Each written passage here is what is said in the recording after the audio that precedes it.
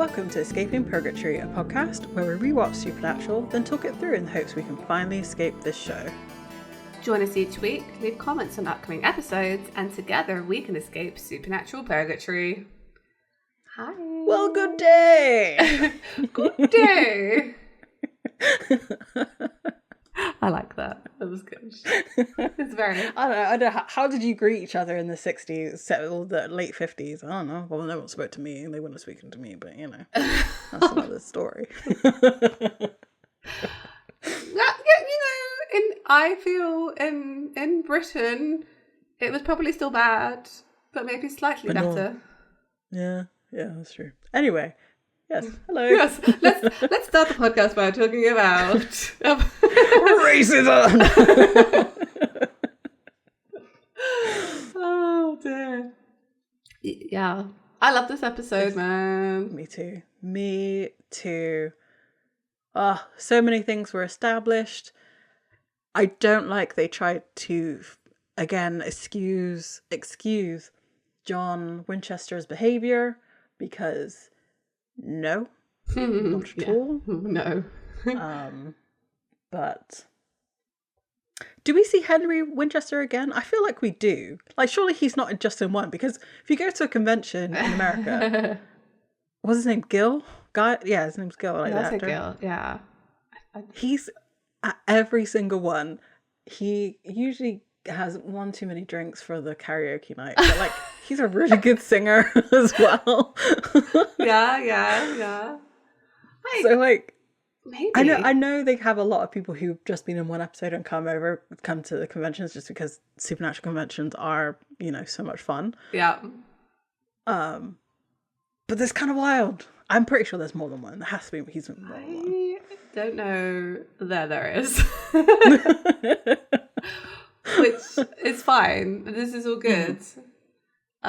Yeah. I mean, I will accept anyone who's been in Supernatural to come to a Supernatural convention. Like, you can be in it for like a little cameo, little background action, and be like, yes, come, have fun. Yep. Exactly. Yeah. Yes. Agreed. Yeah. I can't believe that, like, it's such an important episode and it feels almost like filler. Do you know what I mean? Yes, and I think it's because the development of this takes so long. It's so long. Yeah, you're right. This goes on for basically a season in itself, because I think it ends in the next season, right? Yeah. So it almost felt as well like they were backdoor piloting like their own show.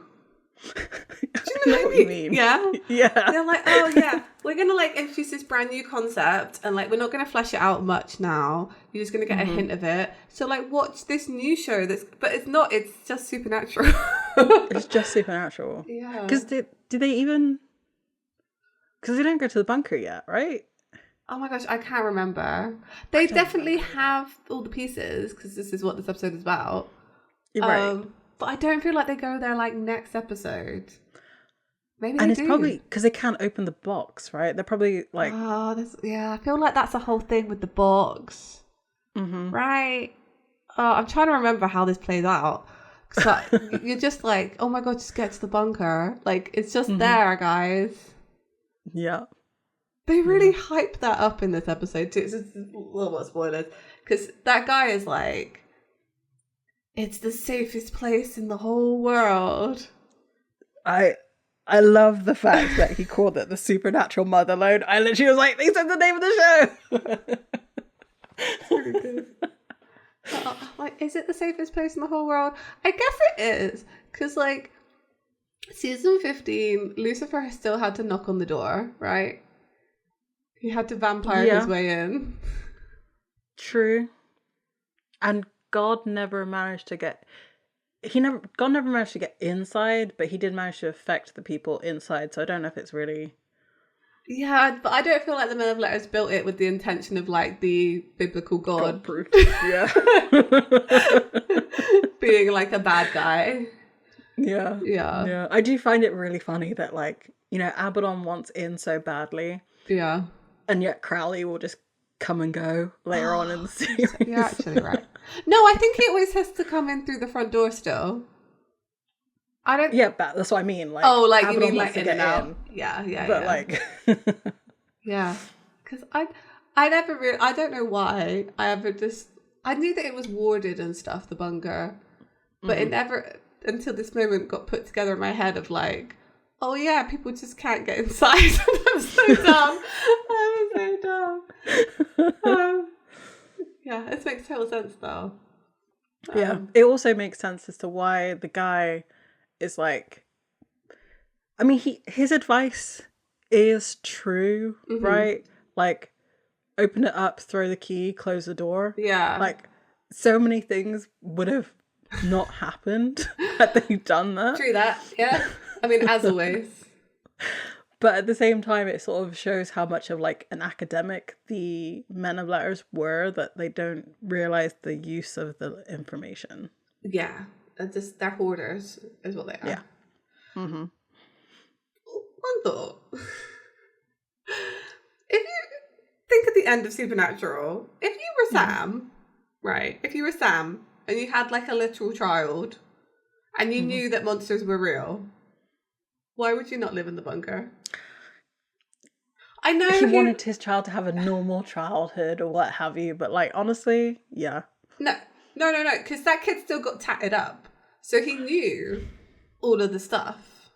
Mm-hmm. So I guess the implication is that despite him leaving hunting, Dean Jr., still hate that name, can't believe they did that, carries on the legacy and probably gonna end up being a hunter or a Man of Letters or something. I said that really strangely. But I just like, would you not raise that kid in the bunker? Like, how else are you gonna raise him to adulthood, you know? Well, he did what this guy told him to do, right? He put the key and closed the door. Oh, maybe he did. Maybe he done did that. That's just so like rude. Like, Garth would have really liked to be there, you know? Right? And like, excuse me, people, but you have carved up that table so you don't get to vandalize and leave.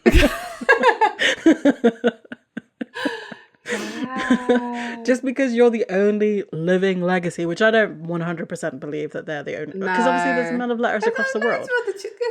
Yeah. So no. I know. I don't know. I get mad every now and then, just like, you know, incandescent rage about how they treated the bunker at the end of Supernatural. Just like most of the end of Supernatural, I'm just like, just going throughout my daily life, and I'm just like, ugh. Yeah. But because like, I mean, yeah, I guess he established a home somewhere else, but like, that was like your first home as an adult. Like, come on, you wouldn't leave that behind. Or like, just build your house on the land above the bunker. Right next door. Right next door. You own that land as far as anybody knows.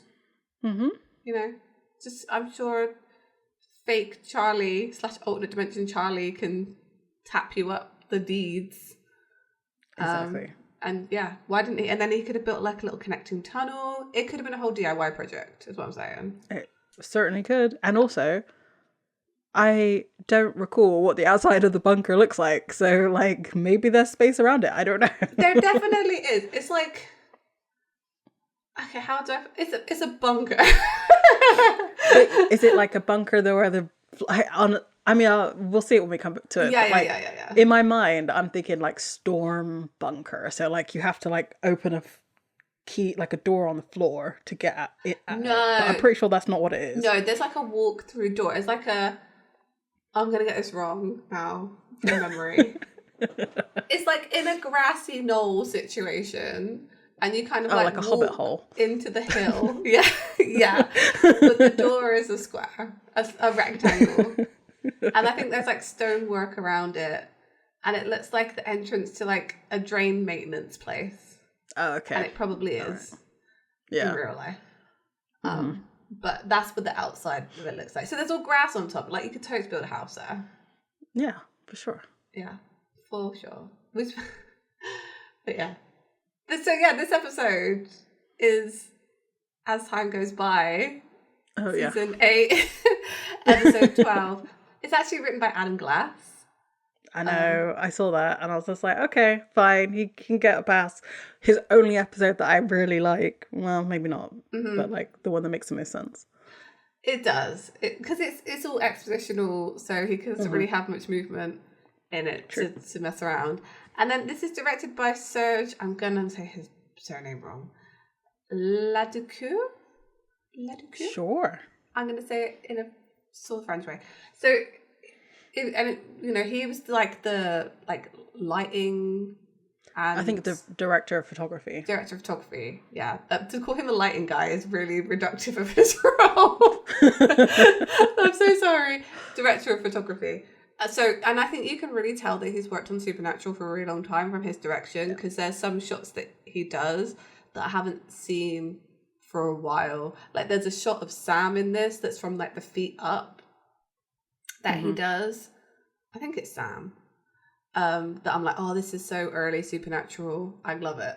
Like it's very very them. This episode was definitely like a nostalgia kind of thing going on, because there are points in the recap alone that I was like, I'm gonna have to rewatch Supernatural to do this rewatch, because I'm like, I completely forgot about that, completely forgot about this.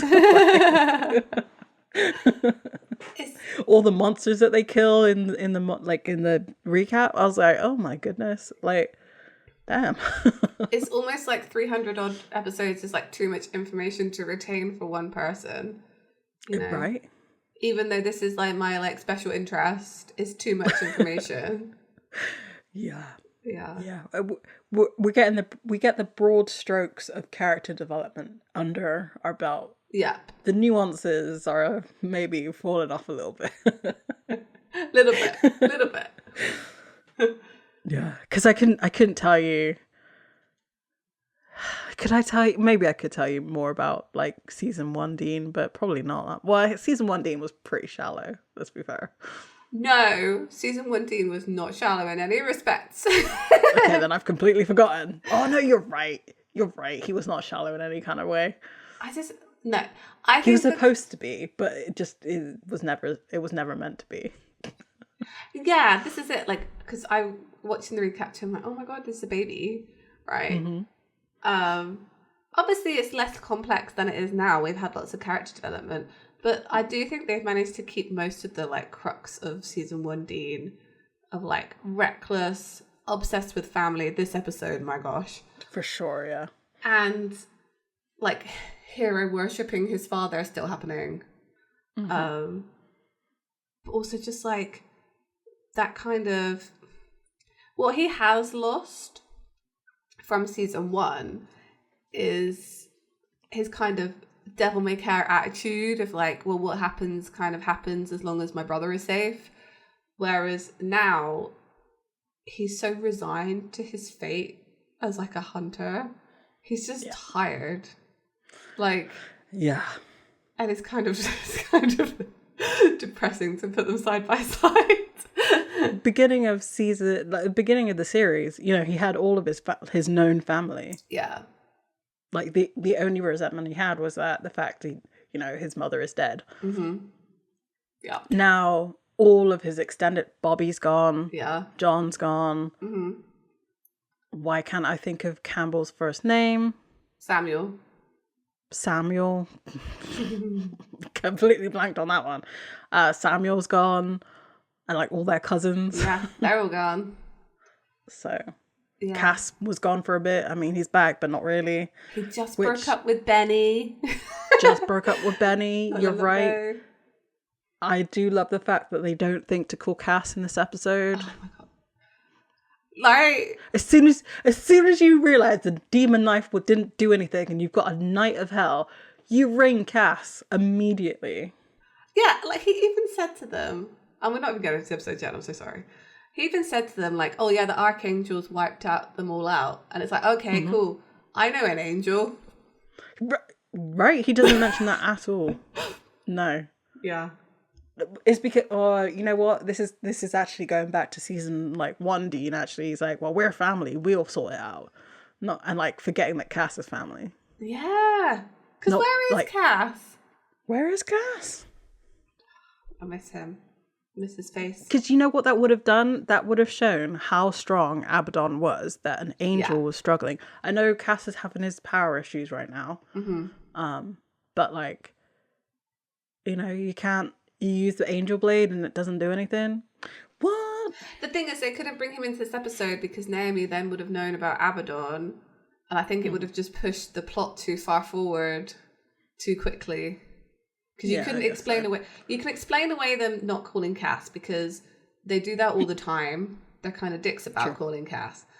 But you couldn't explain away Cass seeing Abaddon and Naomi not knowing. So that is, it's annoying, but they basically wrote themselves into a corner with that one. Or like, you know, shown that they attempted to call Cass and like, because the last we saw of Cass is that he took Samandrel's body. Maybe he's trapped in heaven right now. And so he is calling Cass, but can't get a hold of him because he's trapped in the corner of heaven. I was going to say hell, but he's actually in heaven.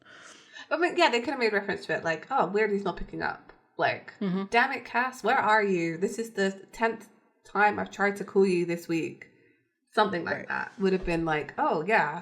And it gets your brain pinging of like, where is Cass? What's happening to him? For the next few episodes. So yeah, I think we're allowed to be mad at that. Yep. I think so too. So, do you want to get into it? I totally want to get into it. Okay. Sounds good. I will do that. So, the beginning of this episode actually takes a long time. Usually like the recap and the whatever they call it. Is usually pretty short, but because it's plot beginning to end, it's all pretty long. So the recap goes all the way to the beginning. Basically. And Dean saying Dad wants us to continue where he left off, saving people, hunting things, the family business. Like, he says the entire thing, not just like saving people, hunting things. His dad wants it. And like I said, all through this, they're killing all the, like, it was basically season 1 all over again. Like seeing the freaking apple pie, boy in the water. I don't think they did the Wendigo. No. I think they left that one out. But there was just so many killings of things. A lot, yeah. And then we get like Michael in John saying it's all about bloodlines and that's your bloodline. Yeah. We get the other time traveling episode where Dean is approving of John to marry. I could not recall the name of that at all. And then we have Cupid sort of revealing the master plan that Mary and John were always meant to get together. Like, that was a big thing in heaven, that these two were supposed to come together and that you and Sam had to be born. Yeah. They show some of John's journal. Yes. Like, just like pages of it. And they say, like, this, I think this is at the end of episode 1 pilot, where Sam is like talking about how many people you think Dad has saved. Yes. And like, we need to continue that on. And when Sam says that, I was like, at the expense of your lives, none. Like, none worth really saving. That, you know, you two had to act as bait. Yeah. And stuff like that. It's like, I don't know. And he says that's his legacy. We've got to keep it going. No, you don't.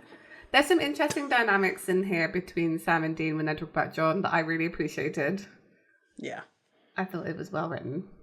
It's interesting the difference in how they see family as well. That's been consistent throughout Supernatural. Like, as soon as Sam meets another family member, he's instantly like, oh, I love you.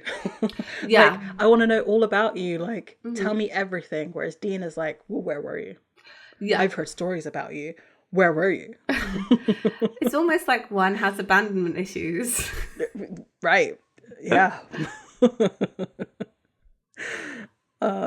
So we are in Normal, Illinois, I love Normal as a town name. I don't know why. I think really that's hilarious. Yeah, it's like boring. There is a place called Boring. Yeah. And we're inside this house, and there's a little kid who's asleep, and there's a guy in a trench coat like watching over him, and it's kind of like, ooh, what's going on? It's very reminiscent actually of the whole like Azazel in Sam's room. It's precisely that, and I think that was on purpose. Yeah, of course. Yeah. The foreshadowing. You don't know who that is. We know who that is because we've seen this before. We know where this is going. This was strange to me because when the reveal finally comes, I was like, of course. And I was like, oh wait, right. this was a reveal. We weren't supposed to know that. So but you can tell he doesn't have ominous like intentions because he like pulls the cover up on the kid. Yeah. And he wakes up, the little boy wakes up and he says, So it's John and Henry. I don't want to put that's not like dance around the bush or whatever the saying is. Right. Beat around the bush. Beat around the bush, right. So John wakes up. Henry puts him back to sleep and like winds up a little music box. It's cute. With As Time Goes By, which I meant to listen to the song before this episode. I completely forgot. So I don't actually know what it's like. Even in the music box, I couldn't really catch the tune. Like, I don't think I've ever heard it. I probably have, maybe. I've never watched Casablanca. So. No, it's one of those movies that like you quote unquote have to watch. And I'm like, do you really? I'm pretty sure it's like really sexist, misogynistic. I saw a really good video the other day, and it was this, but like about children's books, where it's like, oh yeah, people say you have to read all the classics children's books. They're like, you don't. There are better ones now. Yeah, right. Like, even for cinematography and stuff like that, there's other better examples. Yeah, I'm sure. So, yeah. So the man leaves, and we see him walking down a street. The rain has now stopped because it was raining and storming, but the rain has now stopped. Do you think that was again Abaddon like coming up? Because they are a Knight of Hell, so I'm sure their presence would do some wacky things. Why not? I like that. Let's do it. Yeah. So he's walking down a street and he does this like secret knock on a door. Yeah. And somebody lets him in. And at the end of the hallway, there's a woman who's Josie. We know her now as Abaddon. Yeah. I'm just going to call her Abaddon. Do it. Just because, yeah. It makes more sense. So she's dressed up in like pearls and a dress. We all know the outfit. It's a very lovely outfit. I'm pretty sure anybody who's watched Supernatural and has a feminine side probably wants to wear that dress. I know I do. Very nice. It's like a blue satin. Yeah. One thing is that the blood is always wet. And I'm like, why? Yeah, I noticed that too. At one point. I feel like she's moving so quickly and murdering just so many people that there's just never a chance for any blood to dry on that dress. That's fair. Very, very fair.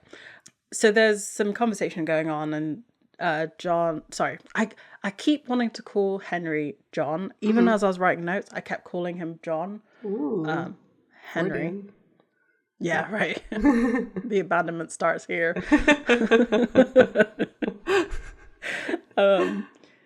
So Abaddon is saying, this is the hard part's over. Like, you're almost part of the club. Like, don't worry about it.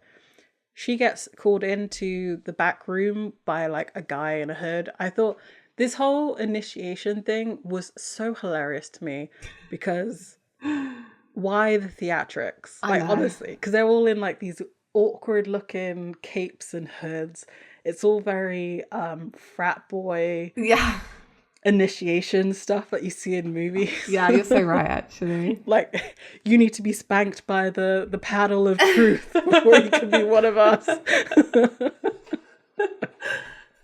Or like what, like the greater good, Hot Fuzz, all of that. All of that. Like, no one. Have you watched The Traitors? Yes. It's that. And I love how they designed those hoods in that program to be like, they clearly put some kind of metal wire or some cardboard or something in the front of the hood to keep it like open but down so they can see where they're walking while keeping their hoods that low. Like, there's clearly some mechanical design in there. But it's always really like they know it's cheesy and camp, and that they still do it. Like it's this. It totally is. And then so Henry's sat outside for a few minutes, and then he starts to hear like some noise in the back room, and like he rushes in, and one of the men is like dead on the floor. Another one is doing an exorcism, but like nothing's happening. And Abaddon is going around like choking the guy who's doing the exorcism. Another guy crawls over to Henry, whose eyes are like bleeding and like popping out of his head. Gross. Yeah. And he hands over a box and says, "Do not let Abaddon get it." Yes. I do love what they do with Abaddon's voice, because she screams. And it's like distorted and like, I don't know, it just feels very powerful. It's I like creepy. it. And there's a couple of times that happens in this episode where her voice gets all distorted. Henry runs down the hallway into like their spell room and is starting to cast a spell. As Abaddon is walking down the hallway, pushing each door open. Henry finishes the spell, opens the door, and like goes through a burst of light. And then it cuts to today. Yes. And he goes flying into Sam and Dean's hotel room while Dean is like tying his shoe. And Henry just says, "Which of you is John Winchester?" Whoa. Which I was like, how do you not recognize your son? Like, because his son is not young. His son is probably 8 years old, 10 years old. His facial features will look somewhat similar as an adult. Yeah. Like, I don't know. And I don't know if he didn't recognize where his son was. At least Dean holds like a striking resemblance to John Winchester. Like, I've always felt that was the canon, right? I think Dean, and I know like obviously the two actors, they have similarities, but they don't look exactly the same. But if you were to like go into Supernatural, I feel like Dean is supposed to be like the spitting image of John Winchester. Like, that's always been my like head canon for that. Whereas Sam looks like Mary. I don't know. Yeah, I agree. Like in the facial feature. And I think that and this is kind of an aside. I think that for that reason, in the fact that like Sam always resembled Mary and Dean always resembled like John / himself, was the reason he treated them like he did as well, almost. Oh, yeah, I see. Yeah. You see? Yeah, you got to protect your little brother because he looks like my wife. He looks like my dead wife, you know. And like the guilt, looking at Sam is the guilt that he couldn't protect Mary, whereas like Dean represents all of his own failures. And that's why he's so hard on him. Yeah. Ugh. Go to therapy, John. Yeah, stop projecting onto your children. It's like the worst.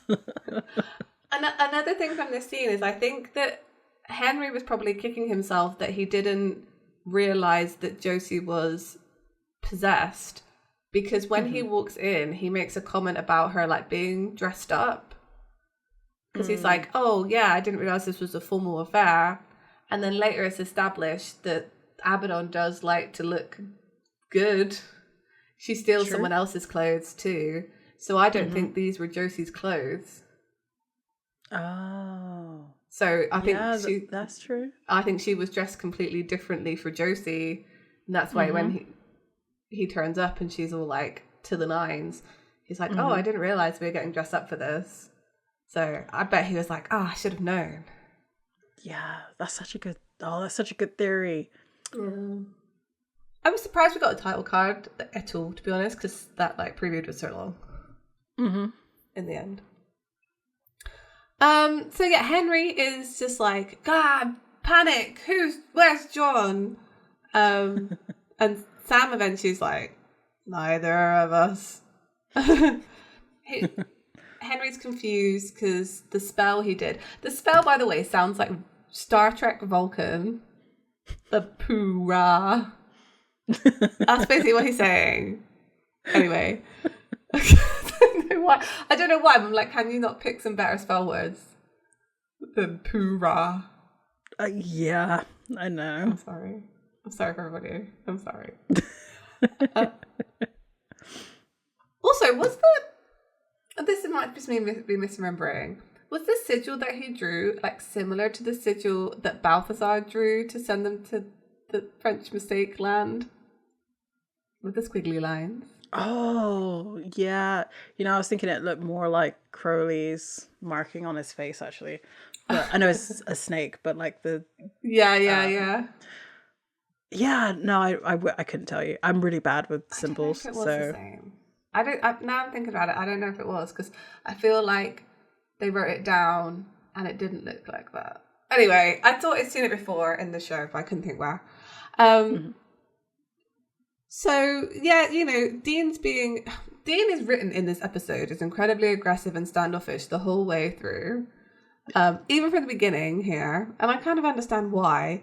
But also, I just feel like he would have just been more surprised rather than angry from the get-go. I don't know. I think the mention of John makes him a bit on edge. I kind of forgot that he immediately mentioned John. No, you're right. Yeah. Why, how dare you remind me of my dead father? Yeah, he goes through like about 8 million flashbacks and comes out the other side just like angry, which is fair. Just the mention of John Winchester's name. So, obviously they kind of manhandle him, well Dean does, again, manhandles Henry against the wall. And Henry's like, I can assure you there's no need. I wanted him to be British throughout this. I know. Yeah. Do you think they tried and like they couldn't, like he couldn't do it? They just couldn't do it. I think he was supposed to have the Atlantic accent, which is like that weird mix of British and American, but like even that is not quite there either. I can't do a mid-Atlantic accent. I find it really hard. I can do like the Queen's English. You have to get into it though. You have to like open your mouth and just a little bit every time that you talk. You cannot ever let your mouth close. Where was I? What were we talking about? Oh yeah, we're talking about how British. Yes, yeah, and also because he's also super polite, right? Yeah. He's like, I can assure you, there's no need for violence. It's like, okay, that's a stereotype right there. I don't know any polite British people. You what, mate? Yeah, exactly. You what? Looking at me. God, I hate that. I hate that with passion. But yes, yeah, exactly. It's triggering me. So Dean grabs some handcuffs and Sam grabs hold of Henry. Dean takes hold of Henry's wrist. They do this whole thing. This was so good. Like, because Dean's like, you're not going anywhere 007, which again, adding to the British thing I wanted. He's like, till we get some answers. And then they try and handcuff to the chair, but he does this like trick and like handcuffs both of them to the chair somehow. And they're just like so confused. So Henry goes out into the car park and he's just like, whoa, I'm in the future, because he sees people doing future stuff and the cars look different, and I would hate it, honestly. Time travel would just do me in. Do you think because they make a point of showing like a dad with a stroller, do you think he's like, what is that father doing? Yeah. Why is he involved in childcare? That was the point they were trying to make, but it was just so... I get it, because like from the 1950s, and maybe that would be jarring. I feel like this episode happened the same year that whole internet controversy started about Daniel Craig carrying his baby in like a carrier. Do you remember that being on like front page news? No, this was I don't know what it was doing in 2013 to like, but yeah, no, I it's vaguely in there, but not like really. Because I think he was like poised to be the next James Bond, and like he'd been seen carrying his own child, and this was a time in like history where apparently this is 2013 or whatever. I might have the year wrong, but it was definitely around this time where they're like, wow, how unmanly of him. And like looking back at that now, it's just absolutely wild to me. I see men carrying their children all the time, and I'm just like, good for you. I think this is so nice, because like the likes of Henry Winchester missed out on this because of toxic masculinity, and the patriarchy. And now men get to unashamedly carry their own children and enjoy it. And I just think it's wild that that wasn't allowed to happen for a really long time. That's absolutely crazy. Like, what a world. And it's not even that long ago, because I was saying, like, Daniel Craig getting called out for, like, carrying his own kid is, like, not that long ago. Anyway, rant about that. It just seemed very dated to be even, like, making that kind of comparison, when I wonder what the reference would have been if they, like, shot it now in, like, 2026. It would have just been people on their phones, right? Everywhere. Yeah. And, like, I don't know, someone like live streaming in some kind of obvious way. Oh yeah, like a TikTok dancer. That would have been so good. That would have been hilarious, yeah. But yeah, that didn't hit for me, because it was almost framed as like still being strange. I don't know, and I'm like, it's not. Men can care for their children. It's all good. But yeah, you're right. It's like a thing. The only thing he recognizes, that looks familiar, even though it's a 1960s car, is the Impala. So he goes for that, and like does the window in, like poof, with his elbow. He has no skills. He also before he breaks the window, he goes round and somehow determines from the registration plate that it's 2013. I don't know how he did that. So in the US, it tells you when your tags are going to expire. So it tells the year. Oh. But he doesn't know the month, so like, because with mine currently, my registration, it says March 27. Doesn't mean we're in March 27. It just means my tags expire March 27. Oh, so he could have just got it wrong. Like, yeah. So it could still be 2012. Yeah. Okay, fine. Fine. Maybe he's guessing by the temperature that it's cooler, so it's 2013. Like, it's getting close to the end of his tags. Oh, maybe. Yeah, I guess so. Like, I guess in the UK we used to have tax discs, right? That's like a circle you put on your windscreen. Yeah. We don't have those anymore. It's all digital. Like, you don't need to stick anything in your car anymore. I mean, that's the way to do it. Why what happens? So it doesn't happen in North Carolina because they put your license plate number on the sticker. Yeah. But in some places they don't do that. So what people do, they steal the sticker off of other people's cars and stick it on theirs. So you see people like scratching it, like cutting at it, so that if someone tries to peel it off, only like a little part of it comes off. It's wild. My license plate is just registered. So whenever I get pinged by like a police camera or a speed camera, it can say whether my plates are taxed and insured. Yeah, and you would think they would do that here, but nope. And you think it's cool, but there is the whole like plate cloning situation. So, the comment he makes when he finds out it's 2013 is really funny, because he's like, "Because the mine's wrong." I just thought that was a really neat little thing he had in there. So yeah, as he gets in the car, Dean's immediately there pointing a gun at him through the window, like, "How dare you break the Impala? My God!" Right. Yeah. And those windows are not cheap to replace, I'm sure. Yeah. There was a point I made in this, because I was like, when did they get that window replaced? Because they have a shot in the car and that window is fixed. So does he just have spares in the back? Like, maybe. Maybe. Who knows? That trunk can hold anything and everything, so maybe. Yeah, because are you telling me that within the 2 days that Henry Winchester was here, Dean had time to go to a garage and find a window for his 1967 Impala? Yes, because it's baby, and you never leave baby unprotected. I thought you were going to say in the corner. Without a window. Without a window. So they take, Dean's like, "Nice taste in wheels," and Henry's like, "Yours, I presume." It's like they have like a magnetic Winchester pull to the Impala.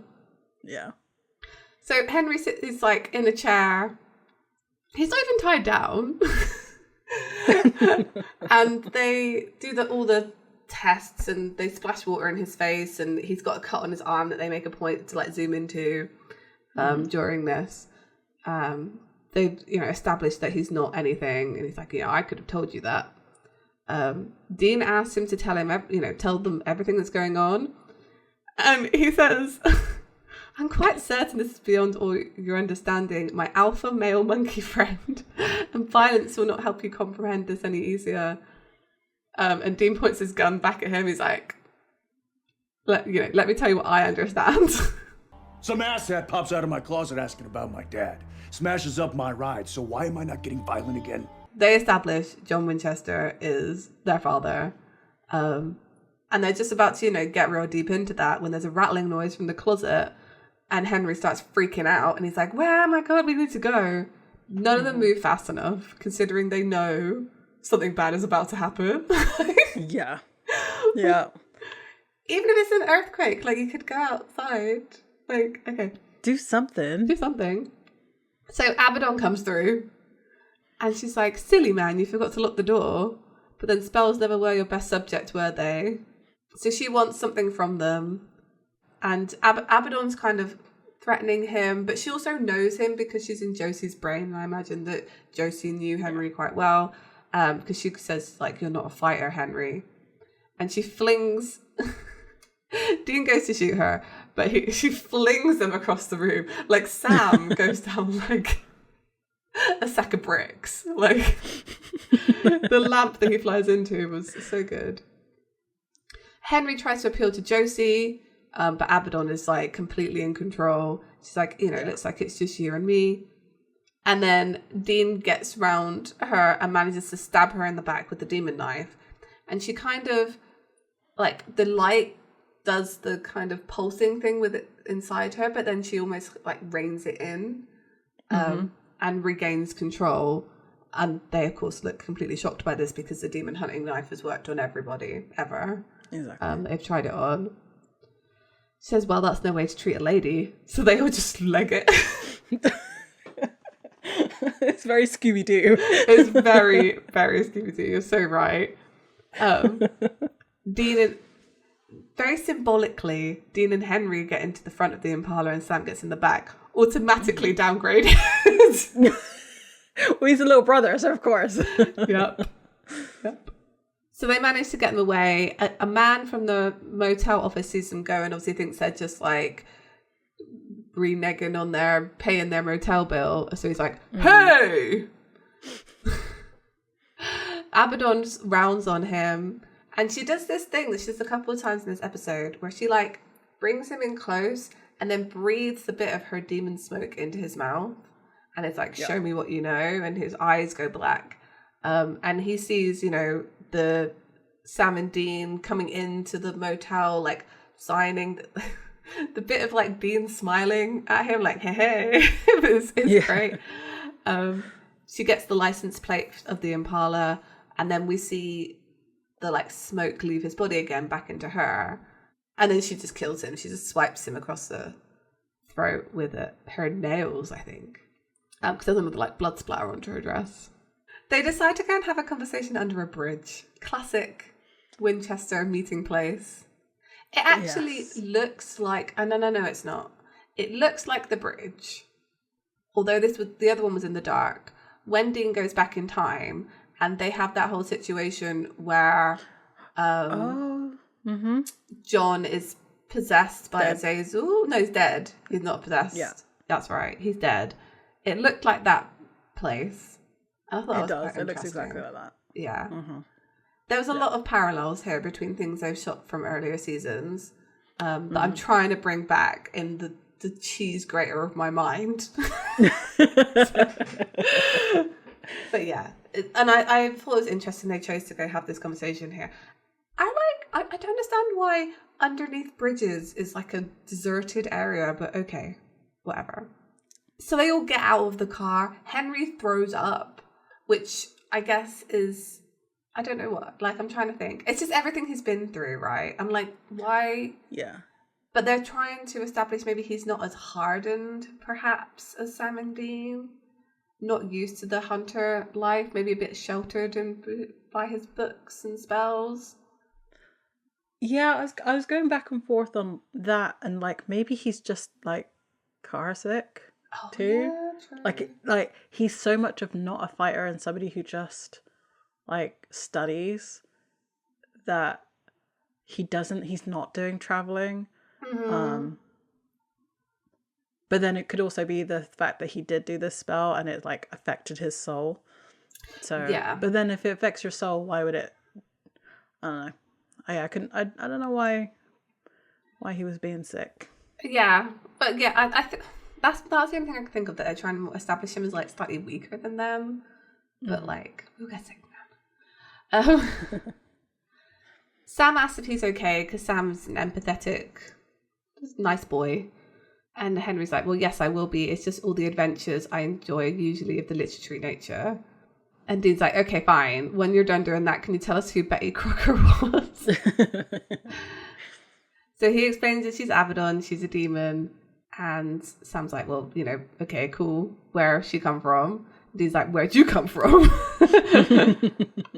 So Henry says, she's from hell. I'm from Normal, Illinois, 1958. Seriously? Dude's time traveling through motel room closets, that's what we've come to? This line felt almost like a fourth wall break of like, come on. Right. We're jumping what shark now? The closet shark? Not that one. So Henry wants to go to John. And Dean's like, that's not going to happen. Really angrily, who says that? And Henry's like, why not? And Dean's like, because he's dead. Oh.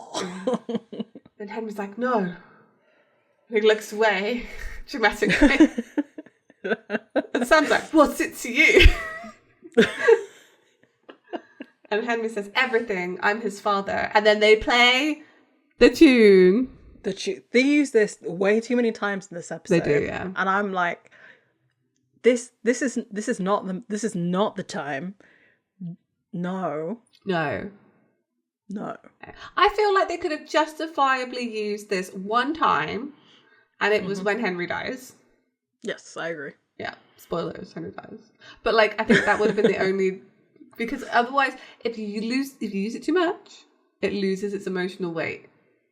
And we haven't heard this No. in a very, very long time. And it's not John's theme tune. Stop trying to use it like that. We established this. Yeah, right. Exactly. It's Dean's. And Dean does not care for this man at this moment. I just realised something. Oh my god, I'm gonna cry. So like they use this theme tune when it like establishes family, right? And like who family is. And then the fact they used that in like 1518, they finally canonically saw Cass as like a family member. Oh my god. Like the actual like people who were something, but actual, not even the characters, because that was established a long time ago. Anyway. Yep. I made a joke. Can we not? Can you not stab me in the heart right now? Yeah. Oh dear. So we're in a diner and Henry's looking at a photograph of his son and him together. They're doing some baseball stuff, which is where John's love of baseball came, because he still loved his daddy, even though the daddy disappeared. Yeah, I thought about this too, and I thought about Adam. Adam? Right. Yes. Yeah. I was like, wait, have I got the name right? Yeah, I did. That's so bad.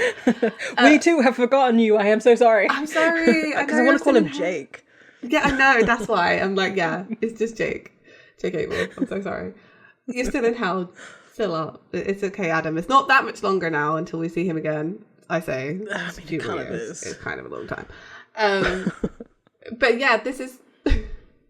It's like John's one good memory of his father is him playing baseball, and he's like, that's how I become a good dad. I take my son to a baseball game. And that's all he knows about parenting. Yeah. Walking out on your kids, baseball. Which he does.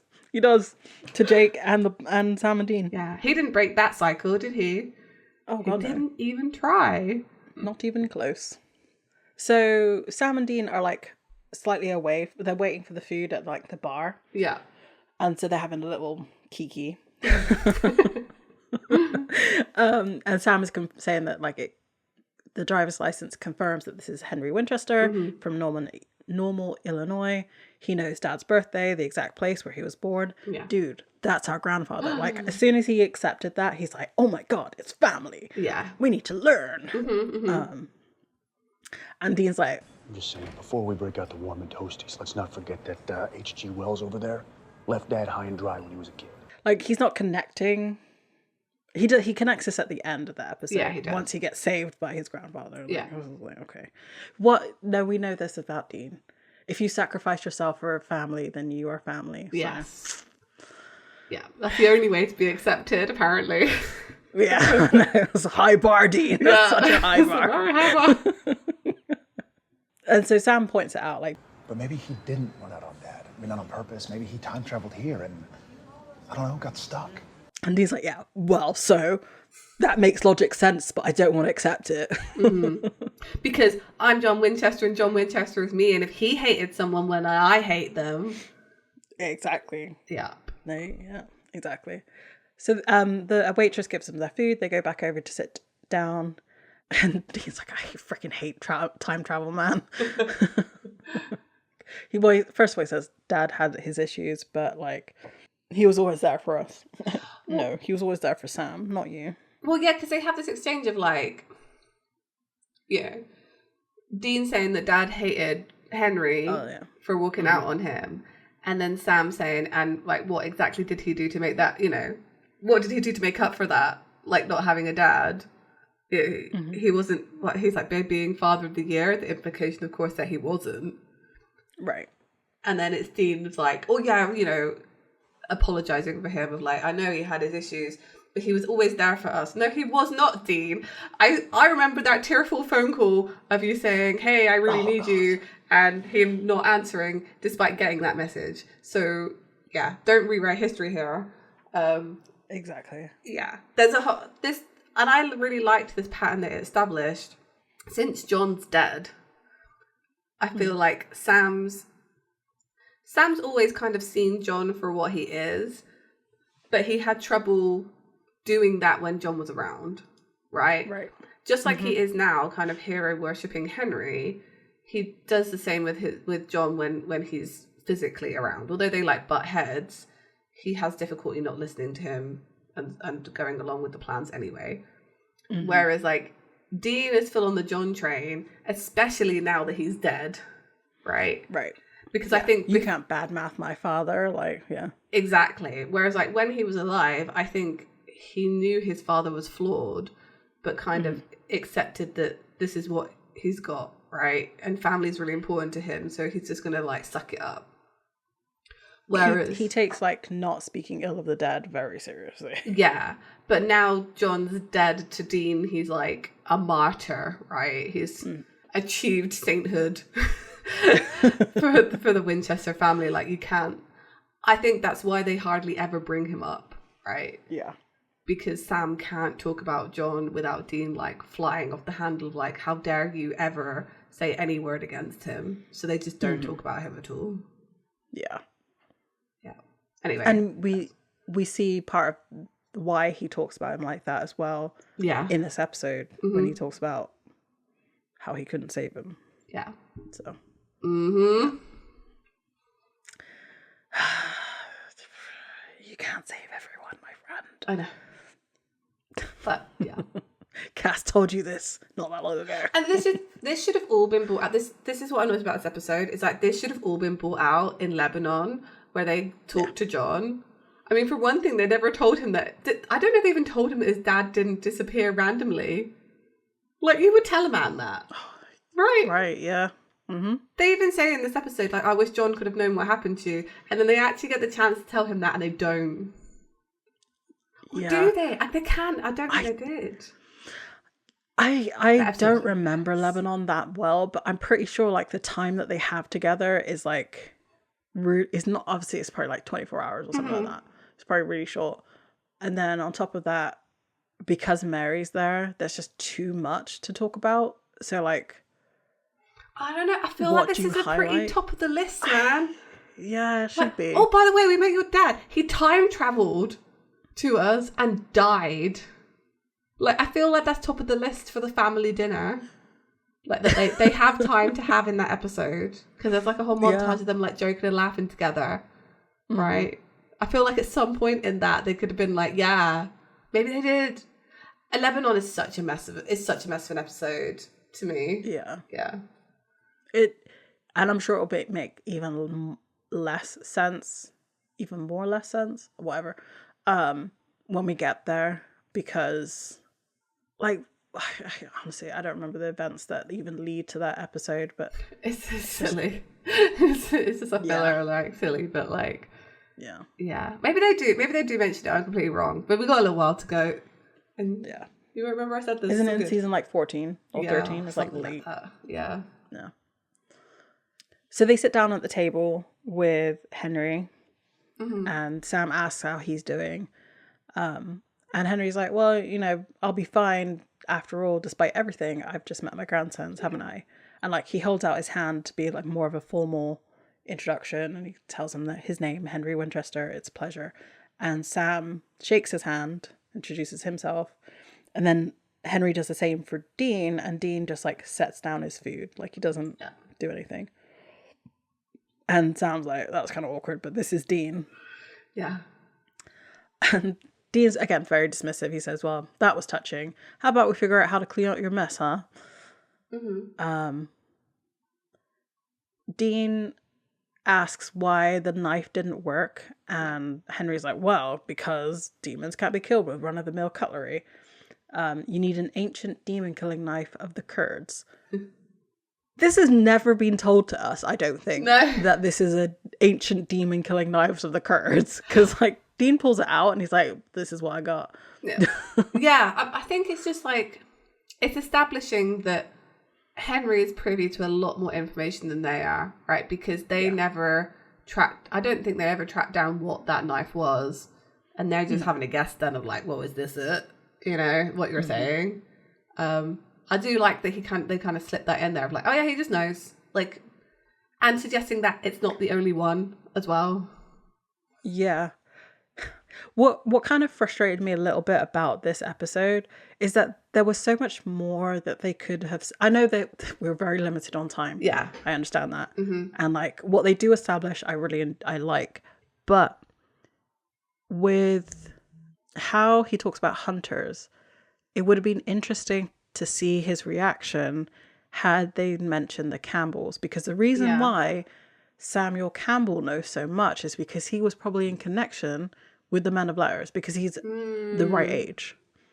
That makes a lot of sense, actually. Yeah. This is what I mean. They never kind of tie it together, right? The lore. No. It's just floating about, but it's never like solidly tied.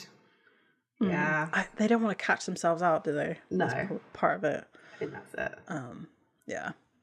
So Henry asks where they got the knife, and Dean just says a demon gave it to. So like, I feel like there should have been more reactions from Henry, because Dean just admits that they were in contact with demons. Like, there's no strong reaction to that. He's just kind of accepts it. Whereas like Samuel would have been like, why are you in contact with demons? Like, what are you doing? I mean, maybe not so much in season 7 because he's like also in contact with Crowley. But like, I don't know. It's just very blasé. Yeah, like, yeah, we deal with demons, man. You know, we talk to them on the rag. It's all good. So Sam asks if the portal is still open, and Henry says unlikely. And Sam says, like, well, if we can't kill Abaddon, you know, maybe we put her... And Dean continues the thought, maybe we shove her back where she came from. So Henry explains what the symbol is. It was a blood sigil that leads blood to blood, or their next of kin. Explaining how he got to them versus John. Henry explains how he goes about doing that spell. So it's my blood, angel feather, tears of a dragon, and pinch of salt, sands of time. Yeah. But he has to wait at least a week for his soul to recharge. But it is possible. Again, going into souls have power, which I did like that they tied that in. Cool. Like, they can do it. They can do it. But they just don't, like, with some of the bigger things, they just don't. And I was like, It's like you missed a stitch. Yeah. You know? And Henry's like, well, you should know this. What level are you to? And when he said that, I was thinking Scientology. Oh, yeah. Instantly, I was like, oh, yeah, it's a cult. It's a cult. And Henry says, what level of knowledge? You're men of letters, correct? And they, like, Sam and Dean look at each other and was like, Dean says, I'm a little rusty on my boy bands. Men of what? And Henry goes on to say, men of letters, like your father, who taught you our ways. And Sam says, our father taught us to be hunters. And Henry gets on his little high horse. Yeah, he does. And was like, You're not. Are you? Hunters? Well, hunters are apes. You're supposed to... Your legacies. okay, calm down there, prejudiced mother booper. Yeah. The superiority complex is showing, sir. Yeah, I was like, what else do you think you're better than at? Yeah. Miss Josie, maybe? Side-eyeing him hard on this. Yeah. Exactly. It's now the daytime. They jump around a lot. Yeah, they do. Like, I don't know where they start from. Are they in Normal, Illinois? I don't know where they are. No, they're not, because they have to drive 4 hours to get there, because Dean makes a comment about it. Yeah. That's true. Yeah. Okay, so they're somewhere else. Okay. Because now they've driven to Normal, Illinois, where we saw at the beginning of the episode where Henry goes to his little Men of Letters hideout, but now it's a comic book shop. Yeah. And like the engraving is sort of being worn away or painted over. I loved this comic book shop. Like, I would totally shop there. It was just so cool looking inside. Like, like with the multiple hall, like the different rooms and stuff. Yeah, that was really cool. Henry's reluctant to give them more information about the Men of Letters. Like, throughout the whole drive, he said nothing about it. And Dean's like, because we're hunters. Like, you being prejudiced, the fact that we're hunters, we're also legacies. Like, come on. Well, that's what Sam says too. He says, you know what? We're also John's children. I mean, Henry does kind of clock what hunters are like, because before Sam says that they're also John's children, that they're unthinking, unwashed, not so much. Shoot first and don't bother to ask questions later, which is like, that's true. They do that quite a bit. Yeah. And then, but then they do the research. So, you got to fire once to make sure if it worked. And then it's fine. If Bobby Singer be rolling in his grave is all I can say. Yeah. Yeah. Can you imagine the standoff those two would have had? Of like, I know more than you. They would have come to fists. Yeah, it would have been bad. I wish I could have seen that. Bobby would have loved the bunker. It makes me so sad. Yeah. Like, I wonder if they ever say it as I go and like looking around the bunker of like, Bobby would have loved this. I feel like we need that throwaway line. I think they would, right? Surely. If anything, it would be ad-libbed by one of them, because they're pretty in tune with like, that's true, the characters and like how they feel about everything. Yeah. If it wasn't written. So Henry explains more about the Men of Letters, saying that his father and his father before him were Men of Letters, and John should have been that we're the chroniclers of all which man does not understand. We share our findings with a few trusted hunters, the very elite. They do the rest. So this is what I mean. Like, who are the very elite hunters? I feel like we know that the Campbells are. That would be true. But does that come later? I wonder. I think possibly. I guess the idea is that they're doing all the legwork, right? They're the Bobbies of the world, and then they send off basically like cannon fodder hunters to go and actually kill things. Yeah. Which is like not a great system, I feel. Because why are they bothering to learn magic and stuff? I guess to like understand the strange things in the world. But it doesn't sound like they're sharing any of that knowledge then with hunters. So, and what happens is they lose a lot of that knowledge because it's not shared, right? Exactly. Yeah, because Abaddon kills them all. Yeah. And there's no one else to hand the knowledge to. Exactly. Arrogance. Like, it's ultimately their downfall, I think. Yes. And I think we're supposed to make that conclusion as well. And once we meet the British men of letters, you're like, oh yeah, these guys are arrogant kind of douchebags. Yeah. They certainly are. But then I feel like Sam and Dean, when they get a hold of the bunker, are just as bad. Yeah, they don't share much with the hunter community, you know, as well. So I mean, because John didn't. John, no. John is more like Henry than he realizes. Yes, he is. Henry doesn't want to share that information with hunters either. Yeah. Realistically, they should have been, as soon as they got their hands on that bunker and all the knowledge inside, they should have been bringing other people into this, like trusted people. Garth. Yeah. I know what happens to Kevin, but Kevin. And maybe this would have happened if not for the whole Gadriel situation, but come on. Charlie, you know, get your elite team of hunters together, the people who are still alive, and bring them into, and I quote, the safest place on earth, and train them up to protect themselves. I just don't understand. Where's my fighting montage of them in the gym? It's so insular, isolationist of them, yet completely in character that it's so frustrating. You know? Yep. And it only changes because they end up with everybody from alternate universe. Yeah. Because Bobby wants alternate universe. Bobby wants them there. Yeah, Bobby would have brought other people in on this if he had still been alive. Yep. Yeah. Exactly. Rufus would have been a good one. For sure. To come in. Yeah. Yep. Samuel, if he hadn't been brought back by Crowley, maybe it would have been fine. Yeah, possibly. I guess you don't want to share with too many people because loose lips sink ships. True. But the thing is, if only Sam and Dean have a key to get in. Yeah. And you leave that key with Bobby, because Bobby would never leave. Bobby would never leave the bunker again. That's so true. Well, yeah. I mean, it could be stolen and all that, innit? But anyway, yeah. Yeah. They should have shared that knowledge a bit more. Absolutely. Yep.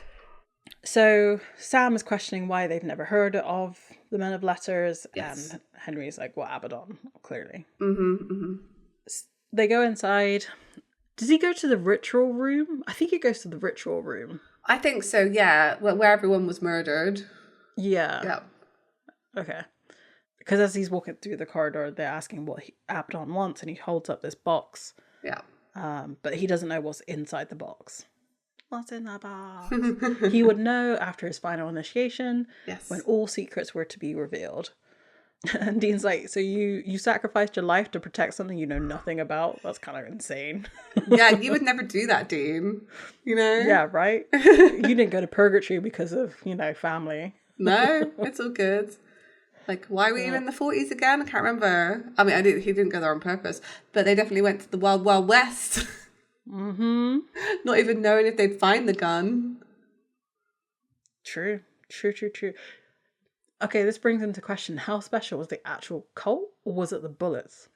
Oh, good point. Also, why would you never think of to do this before? We need to talk about the bullet situation when we get there. Yeah, I got thoughts. I have so many thoughts. Yeah. So Henry walks into the room and he's looking around, all very confused about what's going on in here. He says, "Hand me your walkie-talkie." And Sam's like, "Yeah, you mean my phone?" And he just holds up the phone and is like, "Operator, I need Delta 457. Who are you not calling? Henry says, "Our emergency number." Is like, "Yeah, not anymore." Yeah. Henry's like, "They can't all be gone. There must be another elder out there who can help us figure out how to stop Abaddon and what to do with the box." Yes. Dean walks up to the person at the counter and says, "Can I use your computer for a minute?" And Henry's like, "A computer's not going to fit in here." And I love the fact that Dean just immediately swivels the computer to Sam. Yeah, doesn't even attempt to do anything. He's like, "Oh no, this is not my forte." Yeah. Yeah. He does give like the goth girl behind the counter a little like wink wink. And I was like, we were so right talking about Tim Burton and Dean being into goth chicks. We knew. Yep. Mm-hmm. Yep. We certainly did. We've kind of also known that from episode 1 too, because I'm pretty sure those two like alternative girls were, you know, vying for his attention and he was giving it. That's true. Yeah. So Henry starts listing off the other members of the group in the Men of Letters, and Sam immediately finds a news article that everybody died. Yeah. And that in a tragic fire. He then lists off everybody, and one name in particular, Albus Magnus, stands out. And he's like, Dean says, a friend of yours? And he says, even better. So they go driving somewhere. I don't know where, but there's a cemetery. Yes. And they're looking at all the gravestones, and they find Albert Magnus. It's a ruse. Like, it's not actually a real person. It's something that how they communicate a message. And they look at all the headstones and see that the sigil is there, and it is called something, and I don't remember. It's the Aquarian Star. The Aquarian Star, you're right. Yeah. Yes, I couldn't see it for a second. Representing great magic and power. They said it stood at the gates of Atlantis itself. The fact Dean didn't have a bigger reaction to the fact that Atlantis is real or possibly real. Yeah. Like, I know. I don't know. I think it's like I feel like this symbol is like a reference to, and the Albert Magnus as well is all related to Aleister Crowley, who's like a real person, kind of, who was like into occult stuff. I don't know enough about him, considering I like how much supernatural, not just I consume, but like occult stuff. I don't know enough about him. But the whole Men of Letters thing has a very... Do you ever listen to the podcast, The Magnus Archives? No, I've never. I recommend it if nobody's ever listened to it. It's really good. And I think if you're a fan of Supernatural, you probably really enjoy it. But it's essentially like chronicling archives of like supernatural things. So it's like reading out statements that people have given about supernatural things that have happened to them. And I'm very much like being very reductive in this, but like other things happen as well in the story about the people who were like the archivists. And the Men of Letters give me very big like Magnus Archives vibes, like the idea of them, which is very cool. It's very cool. I do like the symbol they chose actually for the Men of Letters. I think it's pretty cool, and it's like discreet enough, I guess, that it could be a symbol of a secret society. Yeah, I like it. Yeah, and I do like the fact that they didn't go with like Greek symbols. Yeah, so it's done, isn't it? Yeah, well, it's like done to death. But also, I do feel like if you're talking about Atlantis, you're talking so ancient, so ancient. I would have liked Dean to have been like Aquaman or something. Just something. I don't know. Yeah. They're looking at all of the tombstones, and all but one, Larry Gaiman, doesn't have this symbol. It has a Haitian symbol on it, and for speaking to the dead. And Henry asks, "You boys ever exhumed a body?" Like Sam and Dean look at each other like, "We do this weekly, man." Yeah. How do you think we got these like gains? You're right, because this is not easy.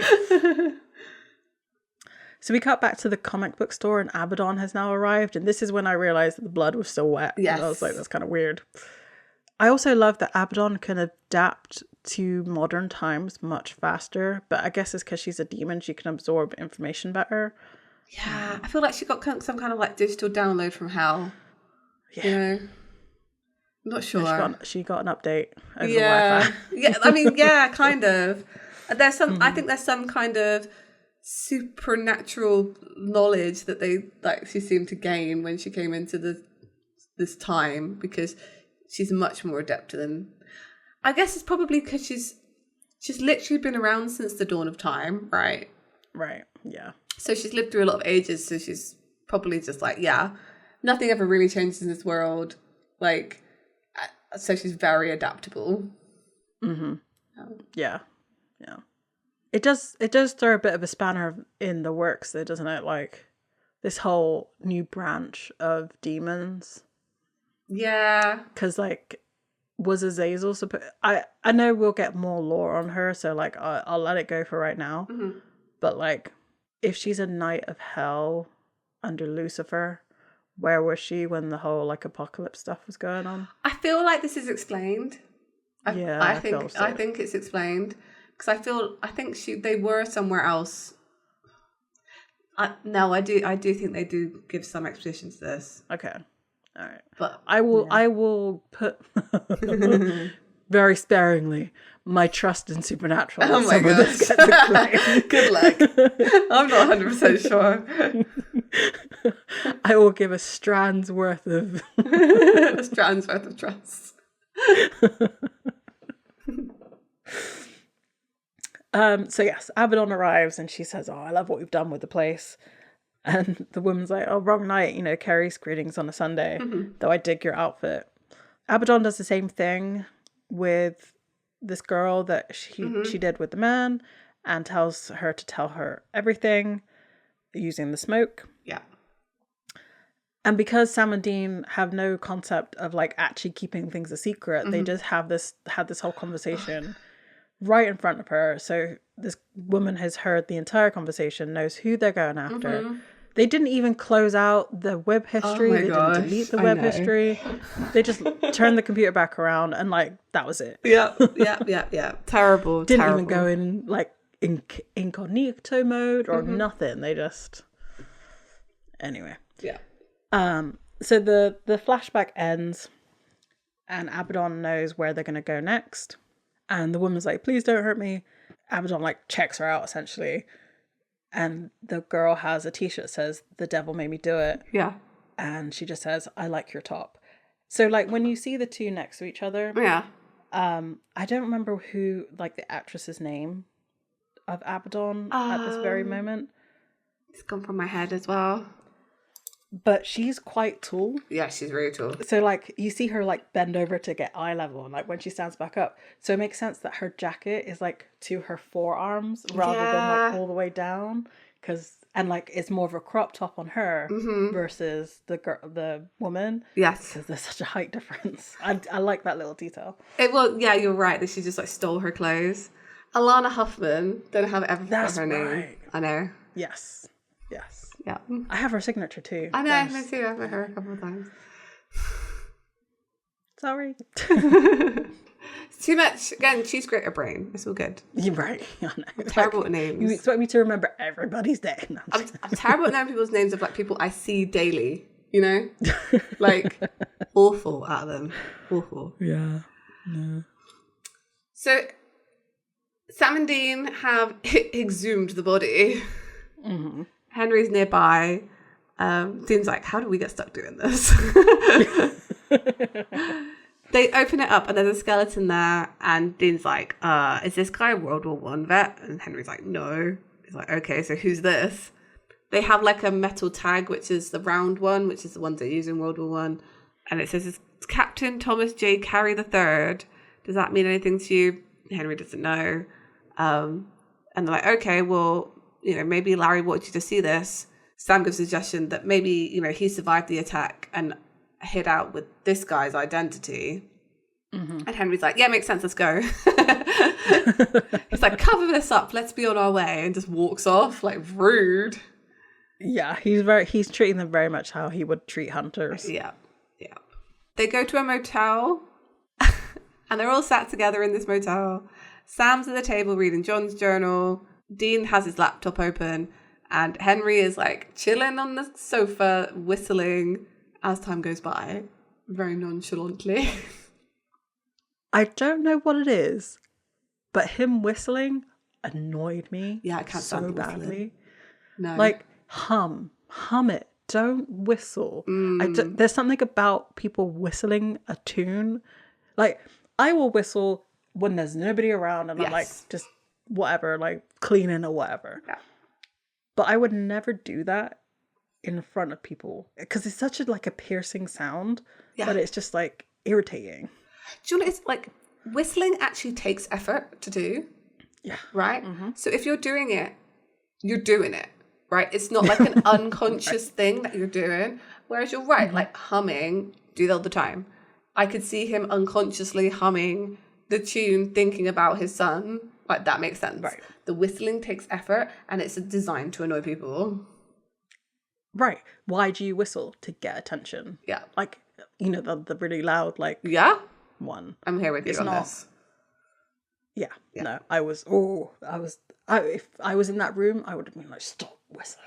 Yeah, what are you doing? Dean recognises the tune, though, that he's whistling somehow. As time goes by? I hope so. It's from Casablanca. Right. Dad used to whistle it from time to time. Did he? That man didn't know how to whistle. No. Not in a caring, sing-songy way. No, and it would have been like really sinister for John Winchester to whistle in a way that I can't quite describe. Yeah. Yeah. He's not a jovial man. Nope. Nope. So Henry explains they took John to see Abbott and Costello meet the mummy, and he got really scared. So he got in this music box that we saw in the beginning to play this music, and then he wasn't scared anymore. And Sam's like, wow, it's hard to believe that Dad was scared of anything. Mm-hmm. Sam never calls him John. He always calls him Dad. Yeah. I don't know if that's something. I'm trying to think why. It's almost like he can't bring himself to say his name, so he just refers to him by his title. Mm-hmm. I don't know. Whereas, Dean definitely does call him John on occasion. Yeah, you would think it'd be harder for Dean. Yeah, that's what I was like. Yeah. Yeah. And, they don't really follow up to Sam's comment because I think Dean's changed the subject on purpose. Yeah, for sure. He's found Tom Carey. He lives in Lebanon, Kansas. What a surprise. And he's a happy 127-year-old. So obviously he had assumed his identity because he couldn't possibly be 127. And he's like, right, we'll head over first thing in the morning. And then Sam's like, wait, listen to this. According to Dad's journal, he once tortured a demon that said he made his bones working for Abaddon, who it turns out is a knight of hell.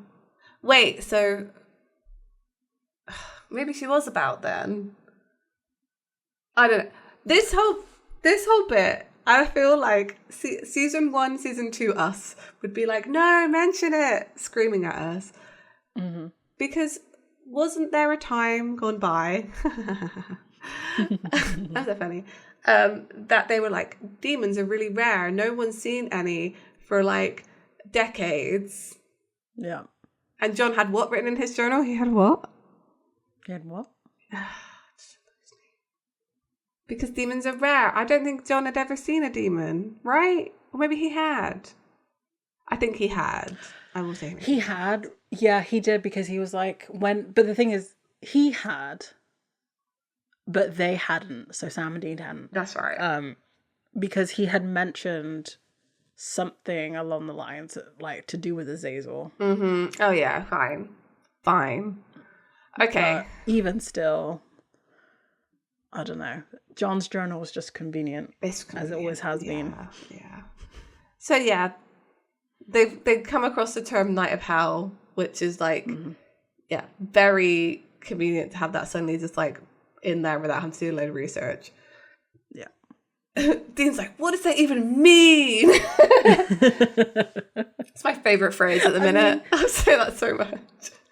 I do feel like you could kind of guess the context of a Knight of Hell, maybe, because it's like an archangel for heaven. Lucifer definitely would, they say Lucifer picked them out. They're the first fallen demons. 100% I feel like there are 4 of them, right? Because he would have been mirroring the archangels. It's just something that he would do. So yeah, it makes sense. So yeah, they're very strong because, they were the first. Basically alphas of demons is what they've done here. Mm-hmm. So they're more angel. This is another reason why they didn't call Cass, because they're more angel than demon. Lucifer probably is. So demon knife would hurt them but not kill them, but then angel blade would probably outright kill them. I mean, the issue is there's no archangels left as well to take them out, right? And I think this is a plot point in this season because, again, Michael's in the cage, Raphael's dead, Lucifer's fallen, and also still in the cage. Is in the cage, and then we've got, there was one more, Gabriel doesn't give a shit. So, and he's supposed to be dead. He's also supposed to be dead. Yeah, you're right. I forgot about that. I forgot he got stabbed by Lucifer. Yeah. There are 4 archangels. They're all out of the picture. Because Henry's like, oh yeah, you know, legend has it, archangels killed all of them, which obviously is not the case. And Dean's like, unless she's the last of her kind. Henry goes over to the journal. He's like, you said that belongs to your father? And he's like, yeah. He has a look at it. He's like, it's a hunter's journal. Sam's explaining this. He's like, I'm assuming men of letters, you use journals too. And Henry explains that he intended to. He ordered one the day before his initiation. And then, like, very conveniently, there's like a photo in the inside jacket that if you move it, it says HW. So the journal was always Henry's journal. Love that bit of, yeah. Is it retconning? It's not, but it is, you know? I think so. Like, and especially with Dean's next question being like, that's yours. Like, Dean, you're smarter than this. Yeah. Don't prove Henry right that you're, you know, an alpha male monkey man. Yeah, come on. Because, yeah, Henry explains, like, you know, it must have arrived after he disappeared, and then he puts it all together and he's like, I'm beginning together. I don't make it back from this time, do I? We don't know, for sure. All we do know is that Dad never saw you again. What did you think happened to me? He thought you ran out on him. Henry doesn't really, like, show much. He does, like, show some regret, but his biggest regret is that John didn't become a man of letters. It's not really that he didn't grow up in a, like, loving, stable environment with his father. I feel this is very 1950s. Yeah. So, real quick on this. After watching this episode, I kind of wanted to go back and start again the Winchesters as much as I can. Yeah, same.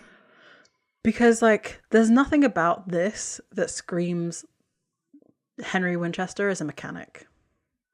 Oh, yeah. That is a good point. Like, nothing about him screams that he's a mechanic. Because, like, if you're a mechanic, why are you smashing in a window? You should know how to jimmy a lock. But, like, maybe this is established because I never finished the Winchesters. I'm so sorry. I just didn't. I'm part of the problem why I've got cancelled. Primarily, Henry's job was being a man of letters. That's true. The mechanic was a front, presumably. Mm-hmm. So, yeah. Or was it on not Mary? What was Henry's wife's name called? I don't remember. She's Deanna. Wait, no. No, that's Samuel's wife. That's Samuel's wife. What was his wife called? I don't know. She was in the Winchesters. Yeah, I can't remember either. I want to say Sandra. Yeah. I don't know why. I don't know. It's fine. Don't worry. Maybe it was on, like, her side of the family. There's a whole bit in a mechanic shop that happens.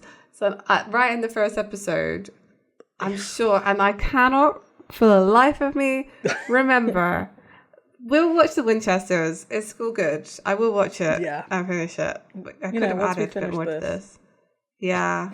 I do feel bad not finishing it, but it wasn't very good. It wasn't very good. I'm sorry to say, and I know some people really enjoyed it, and that's absolutely fine. You're like, you can enjoy things that, you know, other people don't necessarily enjoy. But, like, I watched the first 6 episodes and I couldn't get into it. I just couldn't finish it. The problem is the reveal of it, which I'm not going to say because it is newer show and all that. Mm-hmm. The reveal of it came too late for it to really mean anything. Yeah. And I know that because I saw so many spoilers. So, I'll finish it. Because I like the premise. The premise was good. There was something about it that I just couldn't get into, and I don't know what that thing is. Maybe if I watch it again, I'll put my finger on it. Yeah. Anyway.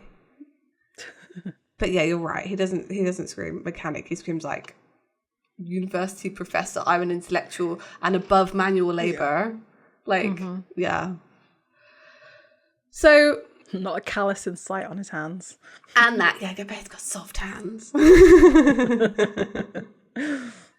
So Henry's like, well, he was supposed to teach him how to be a man of letters.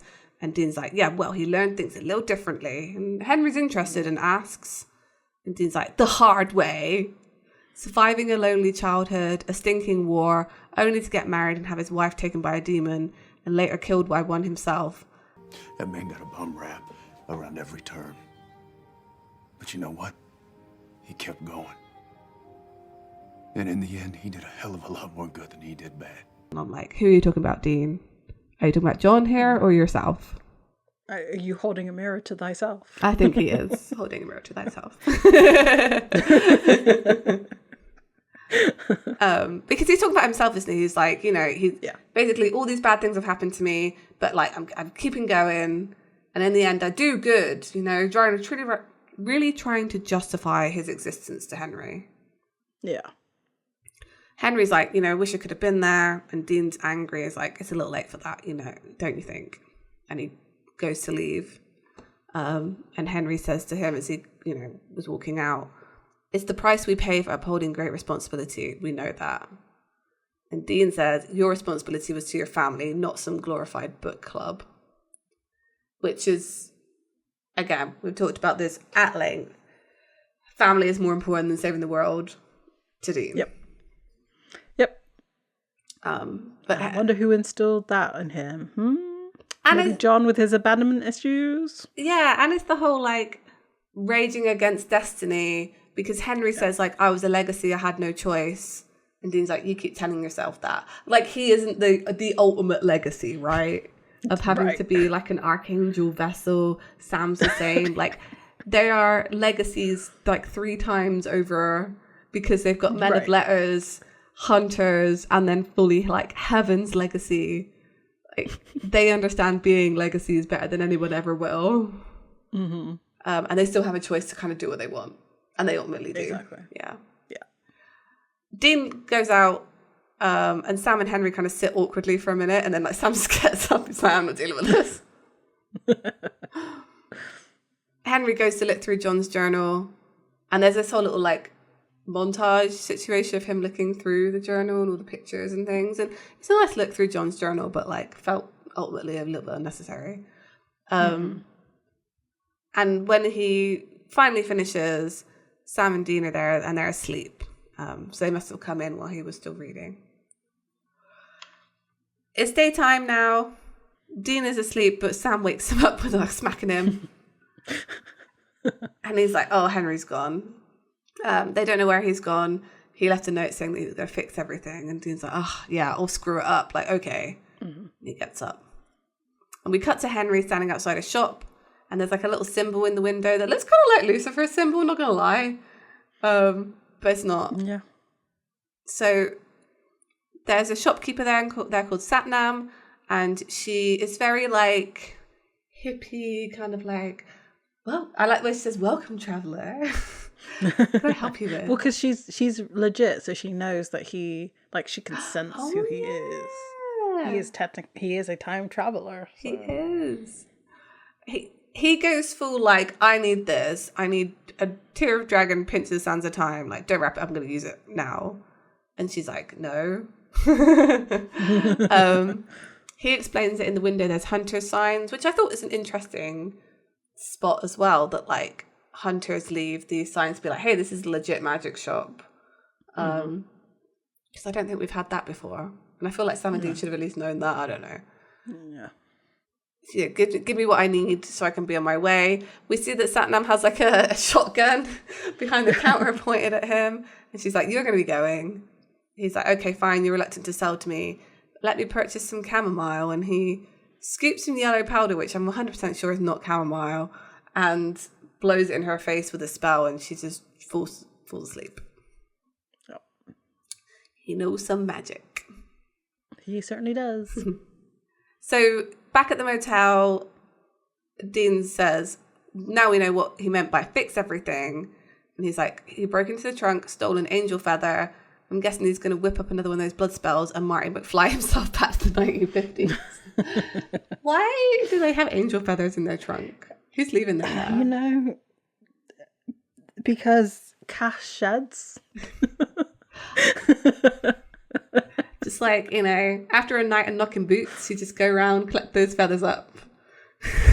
Yeah, exactly. Oh, dear. Yeah. I mean, it makes sense. It makes sense why they have them. But, like, I feel like they should have explicitly explained it was Cass's. Because who else is it going to be? Yeah, that's true. I would have liked that.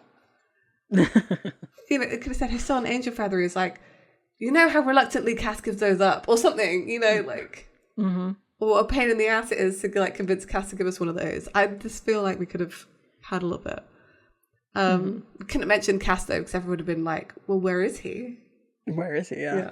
But then you kind of do, because he's Angel Feather. Like you said, who else is it going to be? Exactly. So Sam's wondering what his plan is.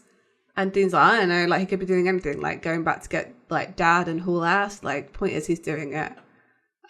Sam realizes he needs 2 more ingredients for the spell. And he's like, oh, you know, unless there's a place nearby, he can get it. And he opens up his laptop. Dean agrees to call Garth, which I liked that little touch. Yeah.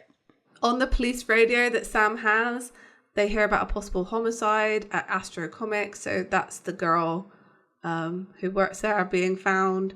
And they're like, oh, Abaddon. Like, she's closing in on us. So Dean agrees to go find Henry. Sam's going to go find Larry. And they're going to figure out how to kill Abaddon. Yep. So we go to Larry's house with Sam. And he's doing... We cut straight into a conversation that clearly Sam has like laid out everything exactly how it happens, like who they are, who Henry is, what's going on, like flat out, because this guy knows who they are. He knows everything. Yeah. So they must have given the full shebang. It doesn't say that Henry's alive. He's obviously come there under the guise of like giving him the news that Henry's dead. Do you see what I mean? Yeah. Because Larry's first line is, so Henry is dead. I was so sure that he had survived. So I feel like Sam's gone there of like, oh, I've come to tell you that like Henry Winchester is dead. That's why I'm here. And now this is why I have this box and I need to know what to do with it. I think. Oh, no, Sam does explain it. He says, I found his journal. So could you fill the gaps in? Explain to me what happened that night in 1958. It's very confusing because he's acting like a reporter, but like this like Larry guy talks to him about supernatural stuff like straight off the bat. Yeah, like just I don't think Sam ever introduces himself as a legacy either. So I don't know. I guess he's like, I'm 100, who cares about some secret stuff? Well, he's not actually 100. He's not actually 100, no, I know, but it's like... but like everybody's gone, so like if somebody cares, I'll tell you everything. Yeah, that's kind of true. So yeah, he does say like, Larry says like, it doesn't matter, they're gone. And Sam's like, but Abaddon is not. Larry says that Abaddon was a hired gun and she killed us all that one night. So who was she sent by? I feel like this must come out because it's not explained in this episode. Yeah. Yeah. Lucifer, I guess? He's still in the cage though, even in 1958. Yeah, I don't know. Or would it be an Azazel? Maybe. I don't think no, he's too like low rank for her to care about. That's what I would think. Because I don't even think like the Knights of Hell really even cared about freeing Lucifer in the apocalypse. Maybe this was the task that she got given like at the dawn of time and she's been trying to find this key ever since. Maybe. Or something. I don't know. Larry explains that he was blinded and a woman comforts him who we assume is his wife or carer, you know, like someone who's there for him and looks after him. So Larry explains that Abaddon didn't get what she wanted. In the box is the key to every object, scroll, spell ever collected in 1,000 years under one roof. It is the supernatural motherlode. We cut back to the shop. As Dean enters the shop, Henry is doing the spell to go back in time. The symbol he's drawn in his own blood is glowing. And Dean stops him. Henry says, "This is a risk I have to take." Dean's like, "Well, you know, you might not even survive." And Henry turns to him and says a very Winchester thing. Oh, God, yeah. He says, you know, you can't begin to understand how I felt after reading John's journal. And Dean's like, "Well, you know, I think I can understand. Like, I've read that thing many times, more than you can imagine, and it hurts every time." And Henry says, "Maybe so, but you didn't let him down. I did, just like he said." And Dean says, "Well, I was wrong." Mm-hmm. So yeah, they're both having different conversations. Like, they're having the same conversation here with each other, but not able to quite like express it correctly. What before we move on, real quick? Yeah, of course.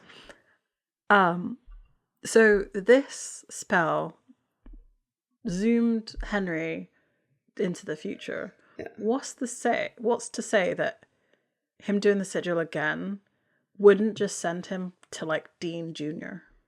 Well, possibly. Yeah. Instead of backwards, because like how he couldn't control where he went. I'm assuming. So, but maybe because John doesn't exist now, it will take him to when John existed in the past. I don't know. Yeah. It'd just be funny that he went, instead of going back 60 years, he went forward like 10. It seems very undirectional, because like, why didn't he just appear to John like, I don't know, 5 years ago, whatever? Right. I don't know. I don't know why he came so far forward in time. I don't think he knows either. But she did say, Abaddon did say his spell work has always been a bit sloppy. So maybe that's why. So maybe that's that. Yeah. So Henry's like, you know, you were right. I'm going to go back and give John the life he deserves, like not the one he was forced to live. And Dean's like, well, what if that wasn't how it's meant to go? And Henry says, like, it will be. He's like, because I'll do the right thing. I'll save him and I'll stop Abaddon. Because his plan is to go back an hour before she attacks and make preparations. Dean twigs that if he does that and changes history, himself and Sam might cease to exist. And I'm like, my guy, is that the worst thing that could possibly happen to you? Well, so here's the thing. He thinks that if they don't exist, then they can't stop the apocalypse. Yeah. That's it. Like, they had all these...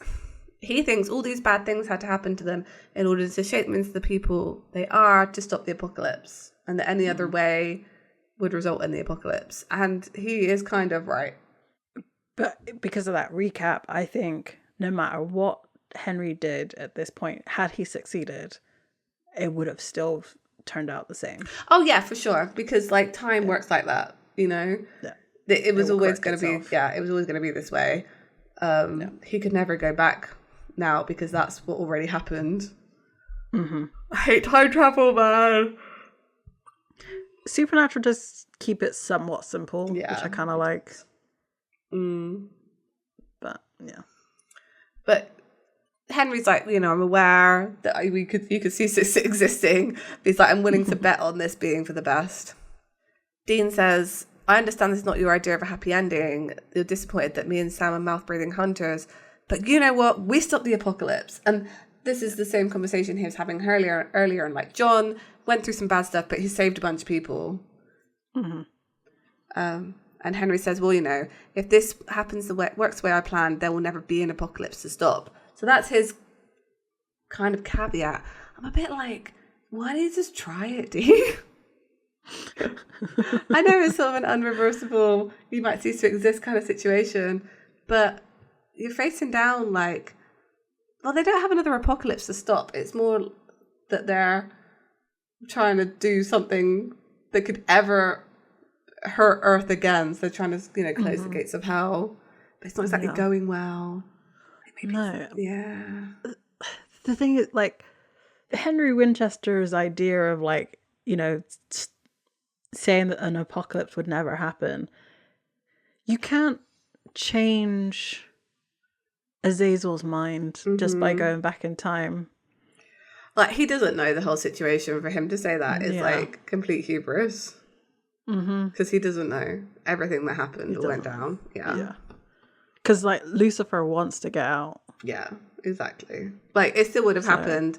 And they, like, if John wasn't the person he was, then Sam and Dean would be the person that people they are to have enough, like, free will, essentially, to stop the apocalypse. Cass is in there too. You know? Yeah. Dean needed to be who he was to, like, break Cass out of his, like, following free will situation too. Go back to Larry's house. Sam's realizing that Abaddon wants the key to get all this stuff. And Larry's like, yeah, can you imagine what she would do with all of that? Sam asks how they can stop her, and Larry's like, you don't. If you know where the key is, then take it to these coordinates, and he, like, writes them down and hands them to Sam. He says, throw it in, shut the door forever, and walk away. And Sam's like, why would I do that?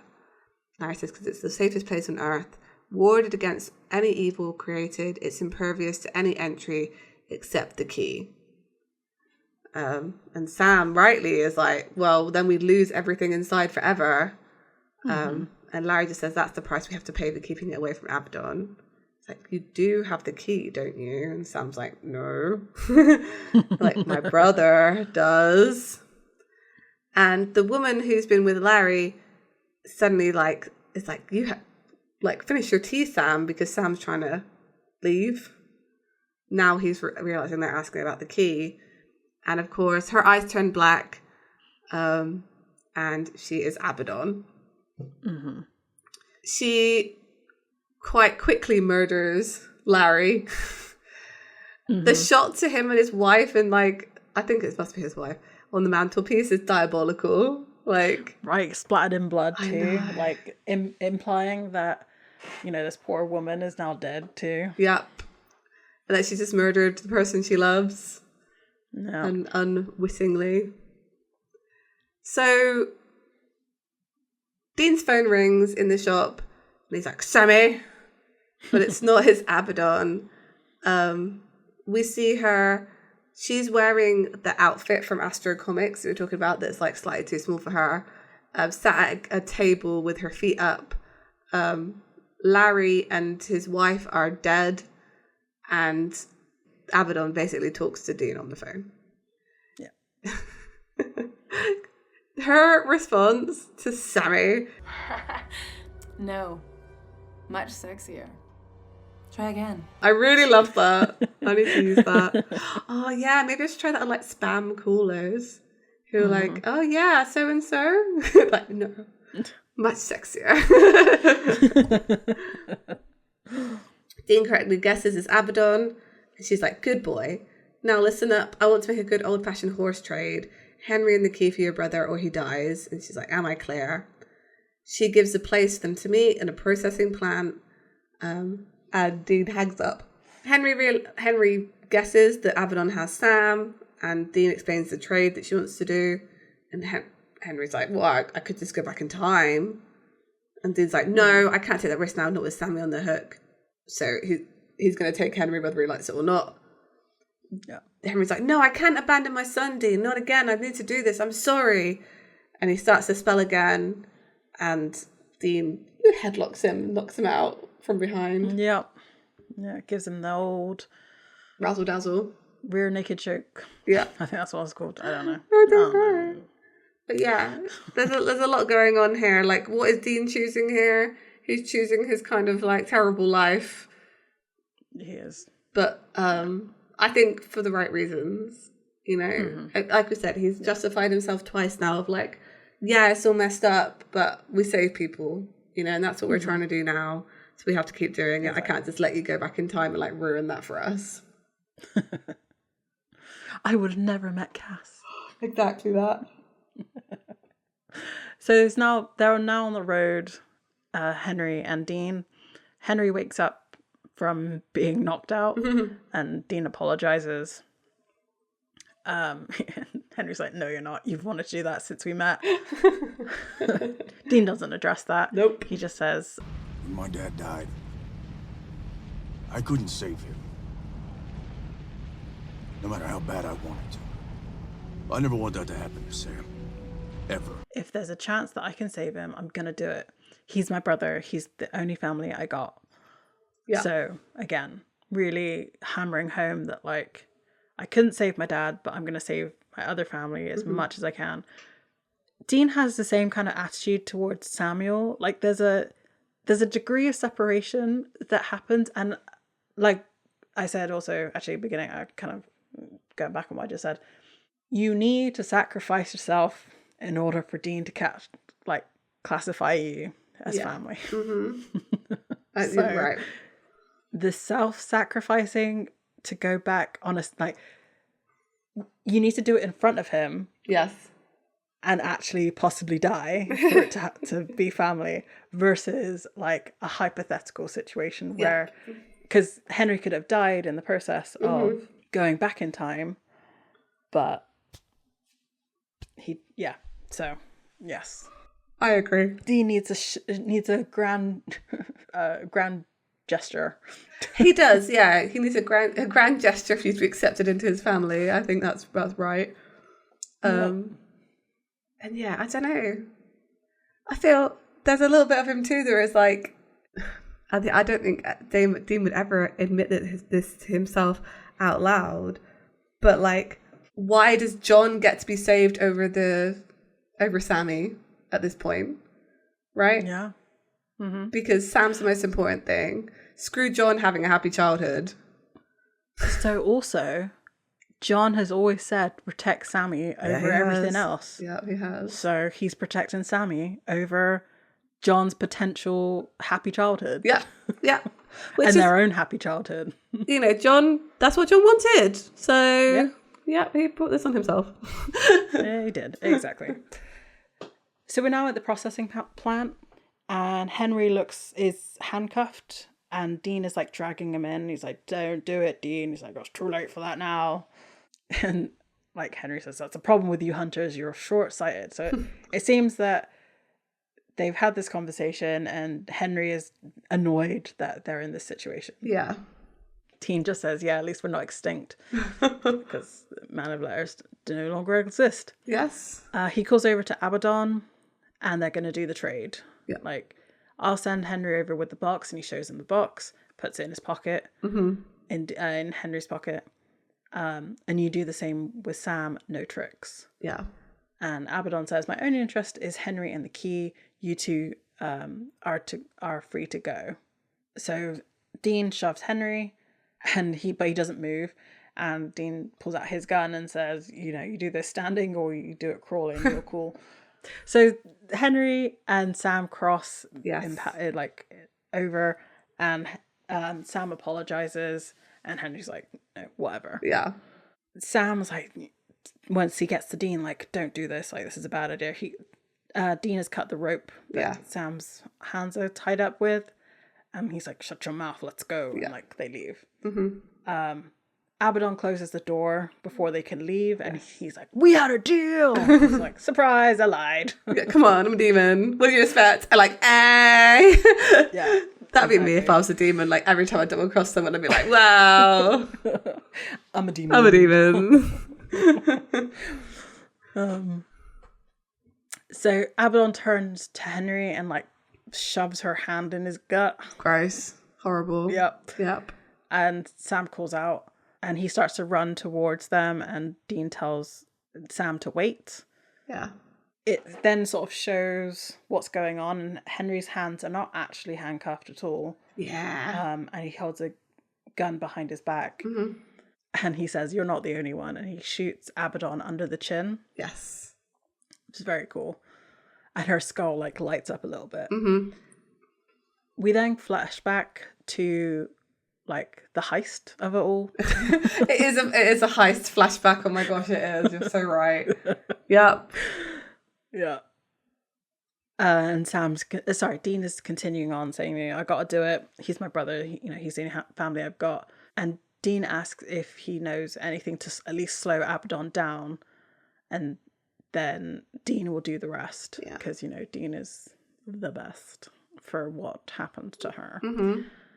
And like Abaddon sort of laughs it off. He's like, oh, what a blast, you know, now give me the box. And so she puts her hand in his pocket and pulls out like a deck of cards. Yeah. Oh, it's like the Joker pack as well. It's like, oh, the absolute like kick in the teeth of that. Yeah. Very cool. Very good. It. And like her power kind of goes off a little bit. Yeah. Sparks and stuff. And she's like, okay, fine, we'll do it the hard way. And then as she tries to do her like little smoke trick, there's like an invisible wall that shows up and she can't do it. And she then tries to completely smoke out and she's like, why am I stuck? It then flashes back to the Impala with Henry and Dean and there's a devil's trap carved into the bullet. Which is such a cool idea. I don't know why I never used this before. And I bet Dean was like, son of a bitch. Yeah. Facepalm. Yeah. Yep. 100%. Yep, exactly. And like I was saying, so I guess the difference with the cult is that it could kill anything. Yeah. Whereas this is specific to demons. That's the whole thing, isn't it? Yeah. The cult does other stuff. Yes. But then, so is this the inspiration behind the like witch killing bullets too? Because they're like, oh, we can carve stuff in metal. Yeah, basically. I think they just like start to realize they can do more things with them. Yeah, exactly. So Dean gives Henry a warning saying that, you know, you're going to have to get close. And by close, I mean ugly. And he's like, I know, but you do that for blood. Ooh. Yeah. So Sam and Dean have like run over to them now. And like Henry is on the floor, like dying in Sam's lap. And Abaddon says, well, you still didn't kill me. And Dean's like, no, but you're going to wish that you had. And like cuts off her head. Oh yeah, this was awesome. This was an awesome shot. They did like him cutting her head off from behind, like he does in Purgatory. It was the whole thing. Mm-hmm. It was great. Yeah. Which is where he got like how he was going to do the rest, because you know he's got that head chopping down. Mm-hmm. Yeah. The amount. I mean, this was essentially their Leviathan plan, right? Slow him down, cut the head off. Yeah, it's a good plan. Yeah. For things you can't kill, why not? Exactly. Yeah. But they're also assuming that the demon is trapped in the head, because surely if you I don't know. Okay, I'm gonna stop there. I don't want to get into that, but like no, she's trapped to the demon trap, and that's in her head, right? But if they shot her in the leg, they would have had to chop off her leg. Okay, I agree. Okay. Yep. And basically they're gonna cut her up into small pieces, put her in cement, and like scatter her about. Yes. Okay. Cool. Gross plan. I mean that's your hell knowledge coming out there, Dean. Mm-hmm. No, actually it's Leviathan, because they did that with Leviathan. Oh, they did, yeah. That's it. Yeah. You know, he has transferable skills. Yeah. Yeah, that's something you can write on your CV. For sure.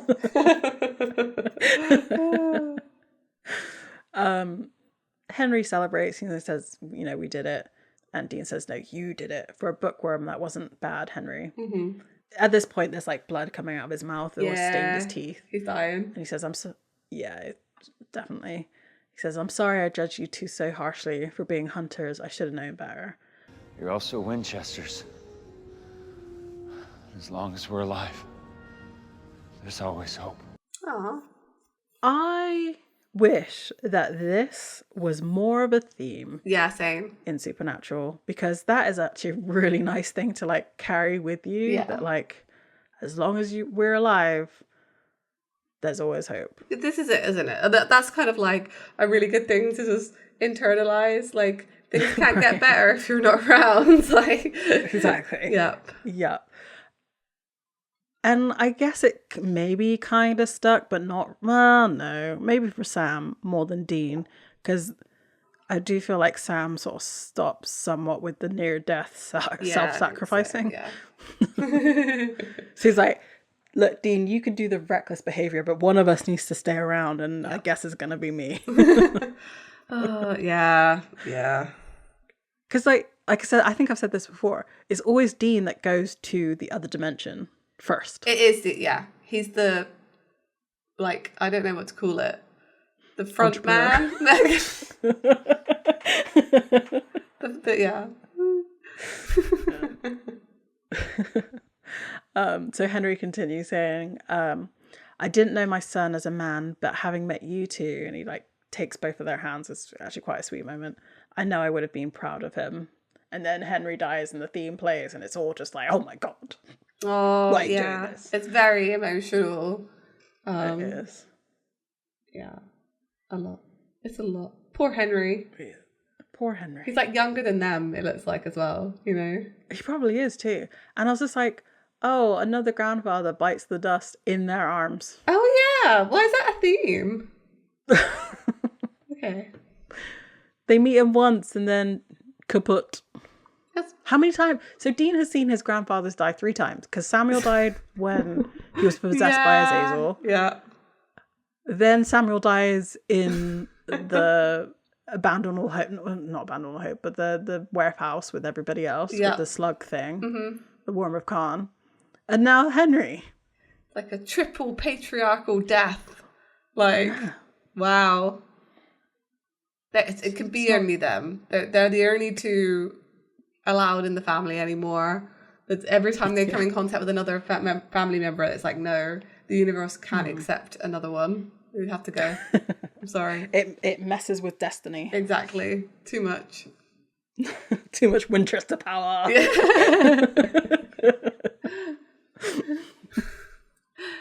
So they bury Henry. I'm assuming it's with the other men of letters. I think that's the implication. Like and Sam says, I get it now. And Dean's like, what? Sam says, what Cupid said about heaven busting ass to get mum and dad together, the Winchesters and the Campbells, the brains and the brawn.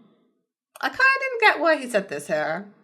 Because, like, I'm like, yeah, okay. What does this have to do with the situation? Right.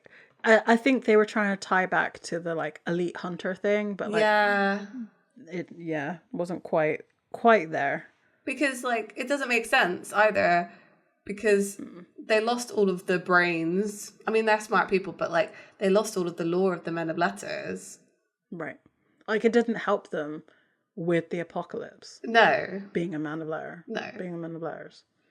So, I don't understand how the Men of Letters thing is relevant to John and Mary getting together. I mean, other than, obviously, they're all connected to the supernatural in some way. Right. But it was just weird. I want to understand how them being like men of letters and hunters relates to them being the same, like, bloodline for the archangels. And what would be a really good explanation that they brought in is, like, because they are this specific bloodline all leading up to Sam and Dean, just like a lot of supernatural stuff like happens to them. Mm-hmm. So of course they end up being like different branches of supernatural hunters, etc. And maybe the Winchesters does kind of like play with this idea of like why, but like maybe, yeah, there has to be some that would make sense, right? They're coming from a family of people that a lot of the supernatural stuff seems to orbit around. So they ultimately learned to deal with that in 2 different ways, in 2 different branches. And then ultimately those branches came together. Like, I feel like that's the canon answer here.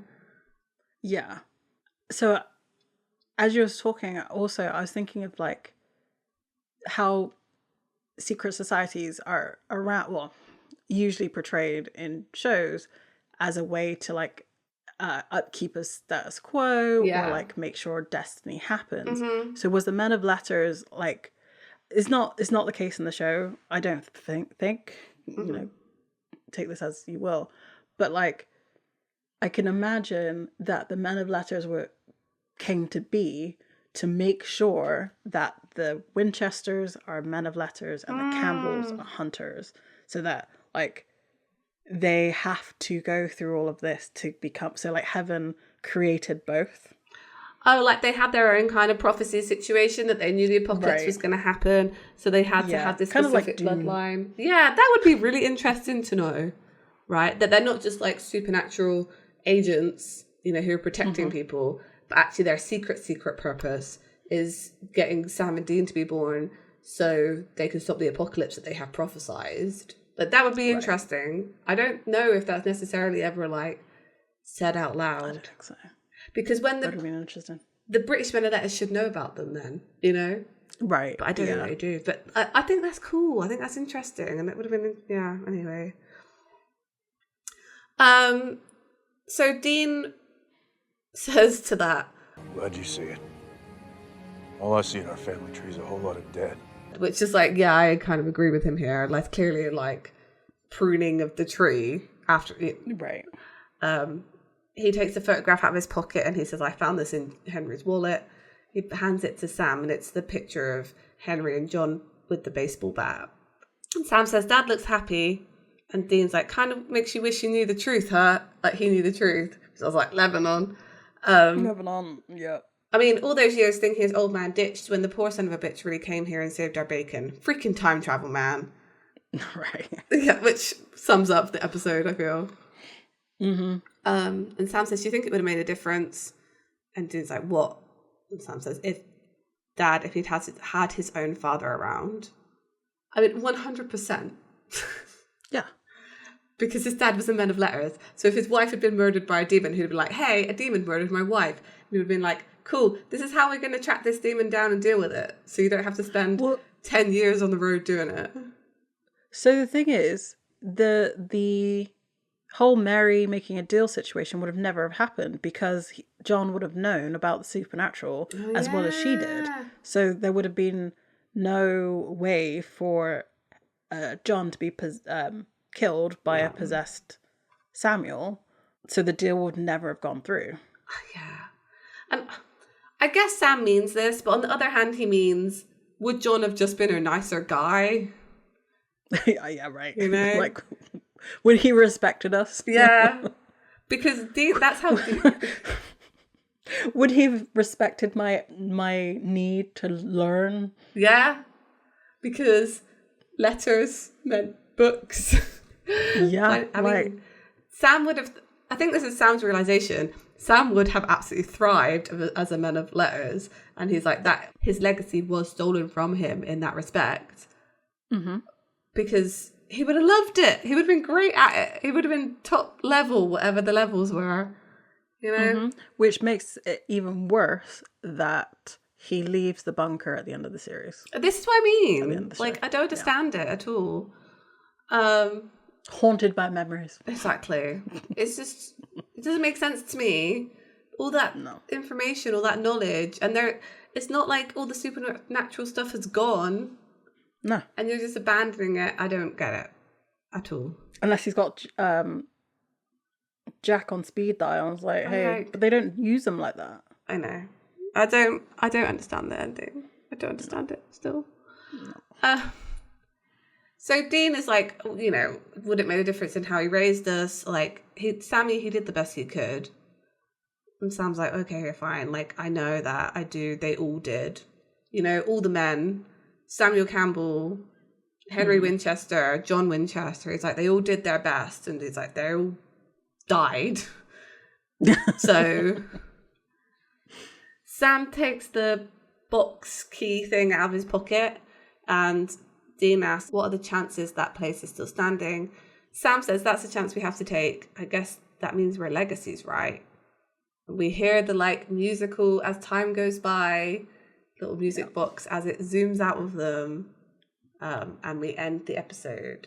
So they're legacies. They got a place to find. What could it be? Mm-hmm. Woo! Was the Vampire Diaries legacy show out by this time? Is that why they're dropping legacies all the time? Maybe. So that you're thinking about... I was like the key word on the CW. Yeah. Maybe. Yeah, no, I love this episode. It was really good. Yeah. And though there were things that, you know, could always be better, and that's just a common theme that we have on this, when we go through this. It's like, it was there, but it had a little bit more that it could give. Yep. But yes, I enjoyed it. I do love the fact that, you know, Henry Winchester was in one episode and Gil gets to go to all conventions and just be a blast. Like, he's thoroughly enjoyable on stage when he's at convention. Like, he's hyping everybody up. Yeah, he's a great guy. He's a good guy at conventions. Yeah. So, like, Yeah, I love that for him. Me too. I would fully be like, yeah, absolutely. Making most of that. Why not? But yeah, I really liked it. I don't have much else to say about it. Like, it brings everything together about family and sacrifice and, you know, I think this kind of the ending of the arc of, you know, the John and Mary being brought together situation is kind of finishing that storyline with this and the whole Menoletta stuff that happens now. Because we don't really get much else of that now for the rest of the show. So yeah, it switches to them just being legacies of the Menopletters. Precisely. So yeah. I had a little sneak peek. We do get a bunker action next episode. Oh, we do? We do. Okay. So yeah. Because the next episode is Everybody Hates Hitler. Which is as you should. Excellent episode. Do you know why it's an excellent episode? I do know why. It's written by my boy Ben Edlund and directed by Phil Shagrisha. It's going full, you know, circle back to the season's beginnings. This is a full filler episode. But it does have story elements in it, but it's mostly a filler episode, and I just can't hate it for that. Like, there's just such good moments that happen in this episode that I love so much. Yeah. Is it another time traveling one? It's not. Okay. It's not. So yeah, you have to wait and see. I will. I'm very excited. I think everyone on this season was really enjoying it. Like, I think you can tell from season 8, there's just a good tone about it, and you feel there's a story kind of coming together. I'm really excited. I mean, we're over halfway through now, right? Yeah. So we've got 10 episodes. Well, 11 episodes left. Yeah. So there's a lot to still happen.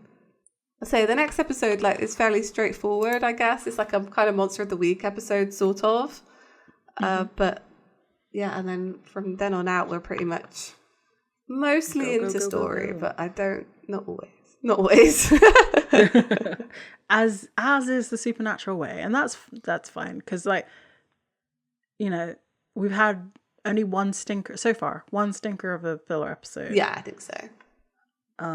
But the concept was cool. The execution, not so much. Yeah, I agree. So yeah. Cool. Okay. So at the end of the episode, we like to thank the Pixel Agora for his wonderful logo art. And if you'd like to purchase that on a coaster to keep your tea, you can go to Redbubble. And if you'd like to talk to us, we're on all the social media. We're on Facebook, Instagram, Tumblr, Bluesky, Ko-fi, somewhere else. We're Escaping Purgatory Podcast, or just Escaping Podcast on Bluesky. So come say hi. Yes. So this week we met our time traveling grandfather. Not again. Okay, yeah, hopefully next week we can find our way out. Bye.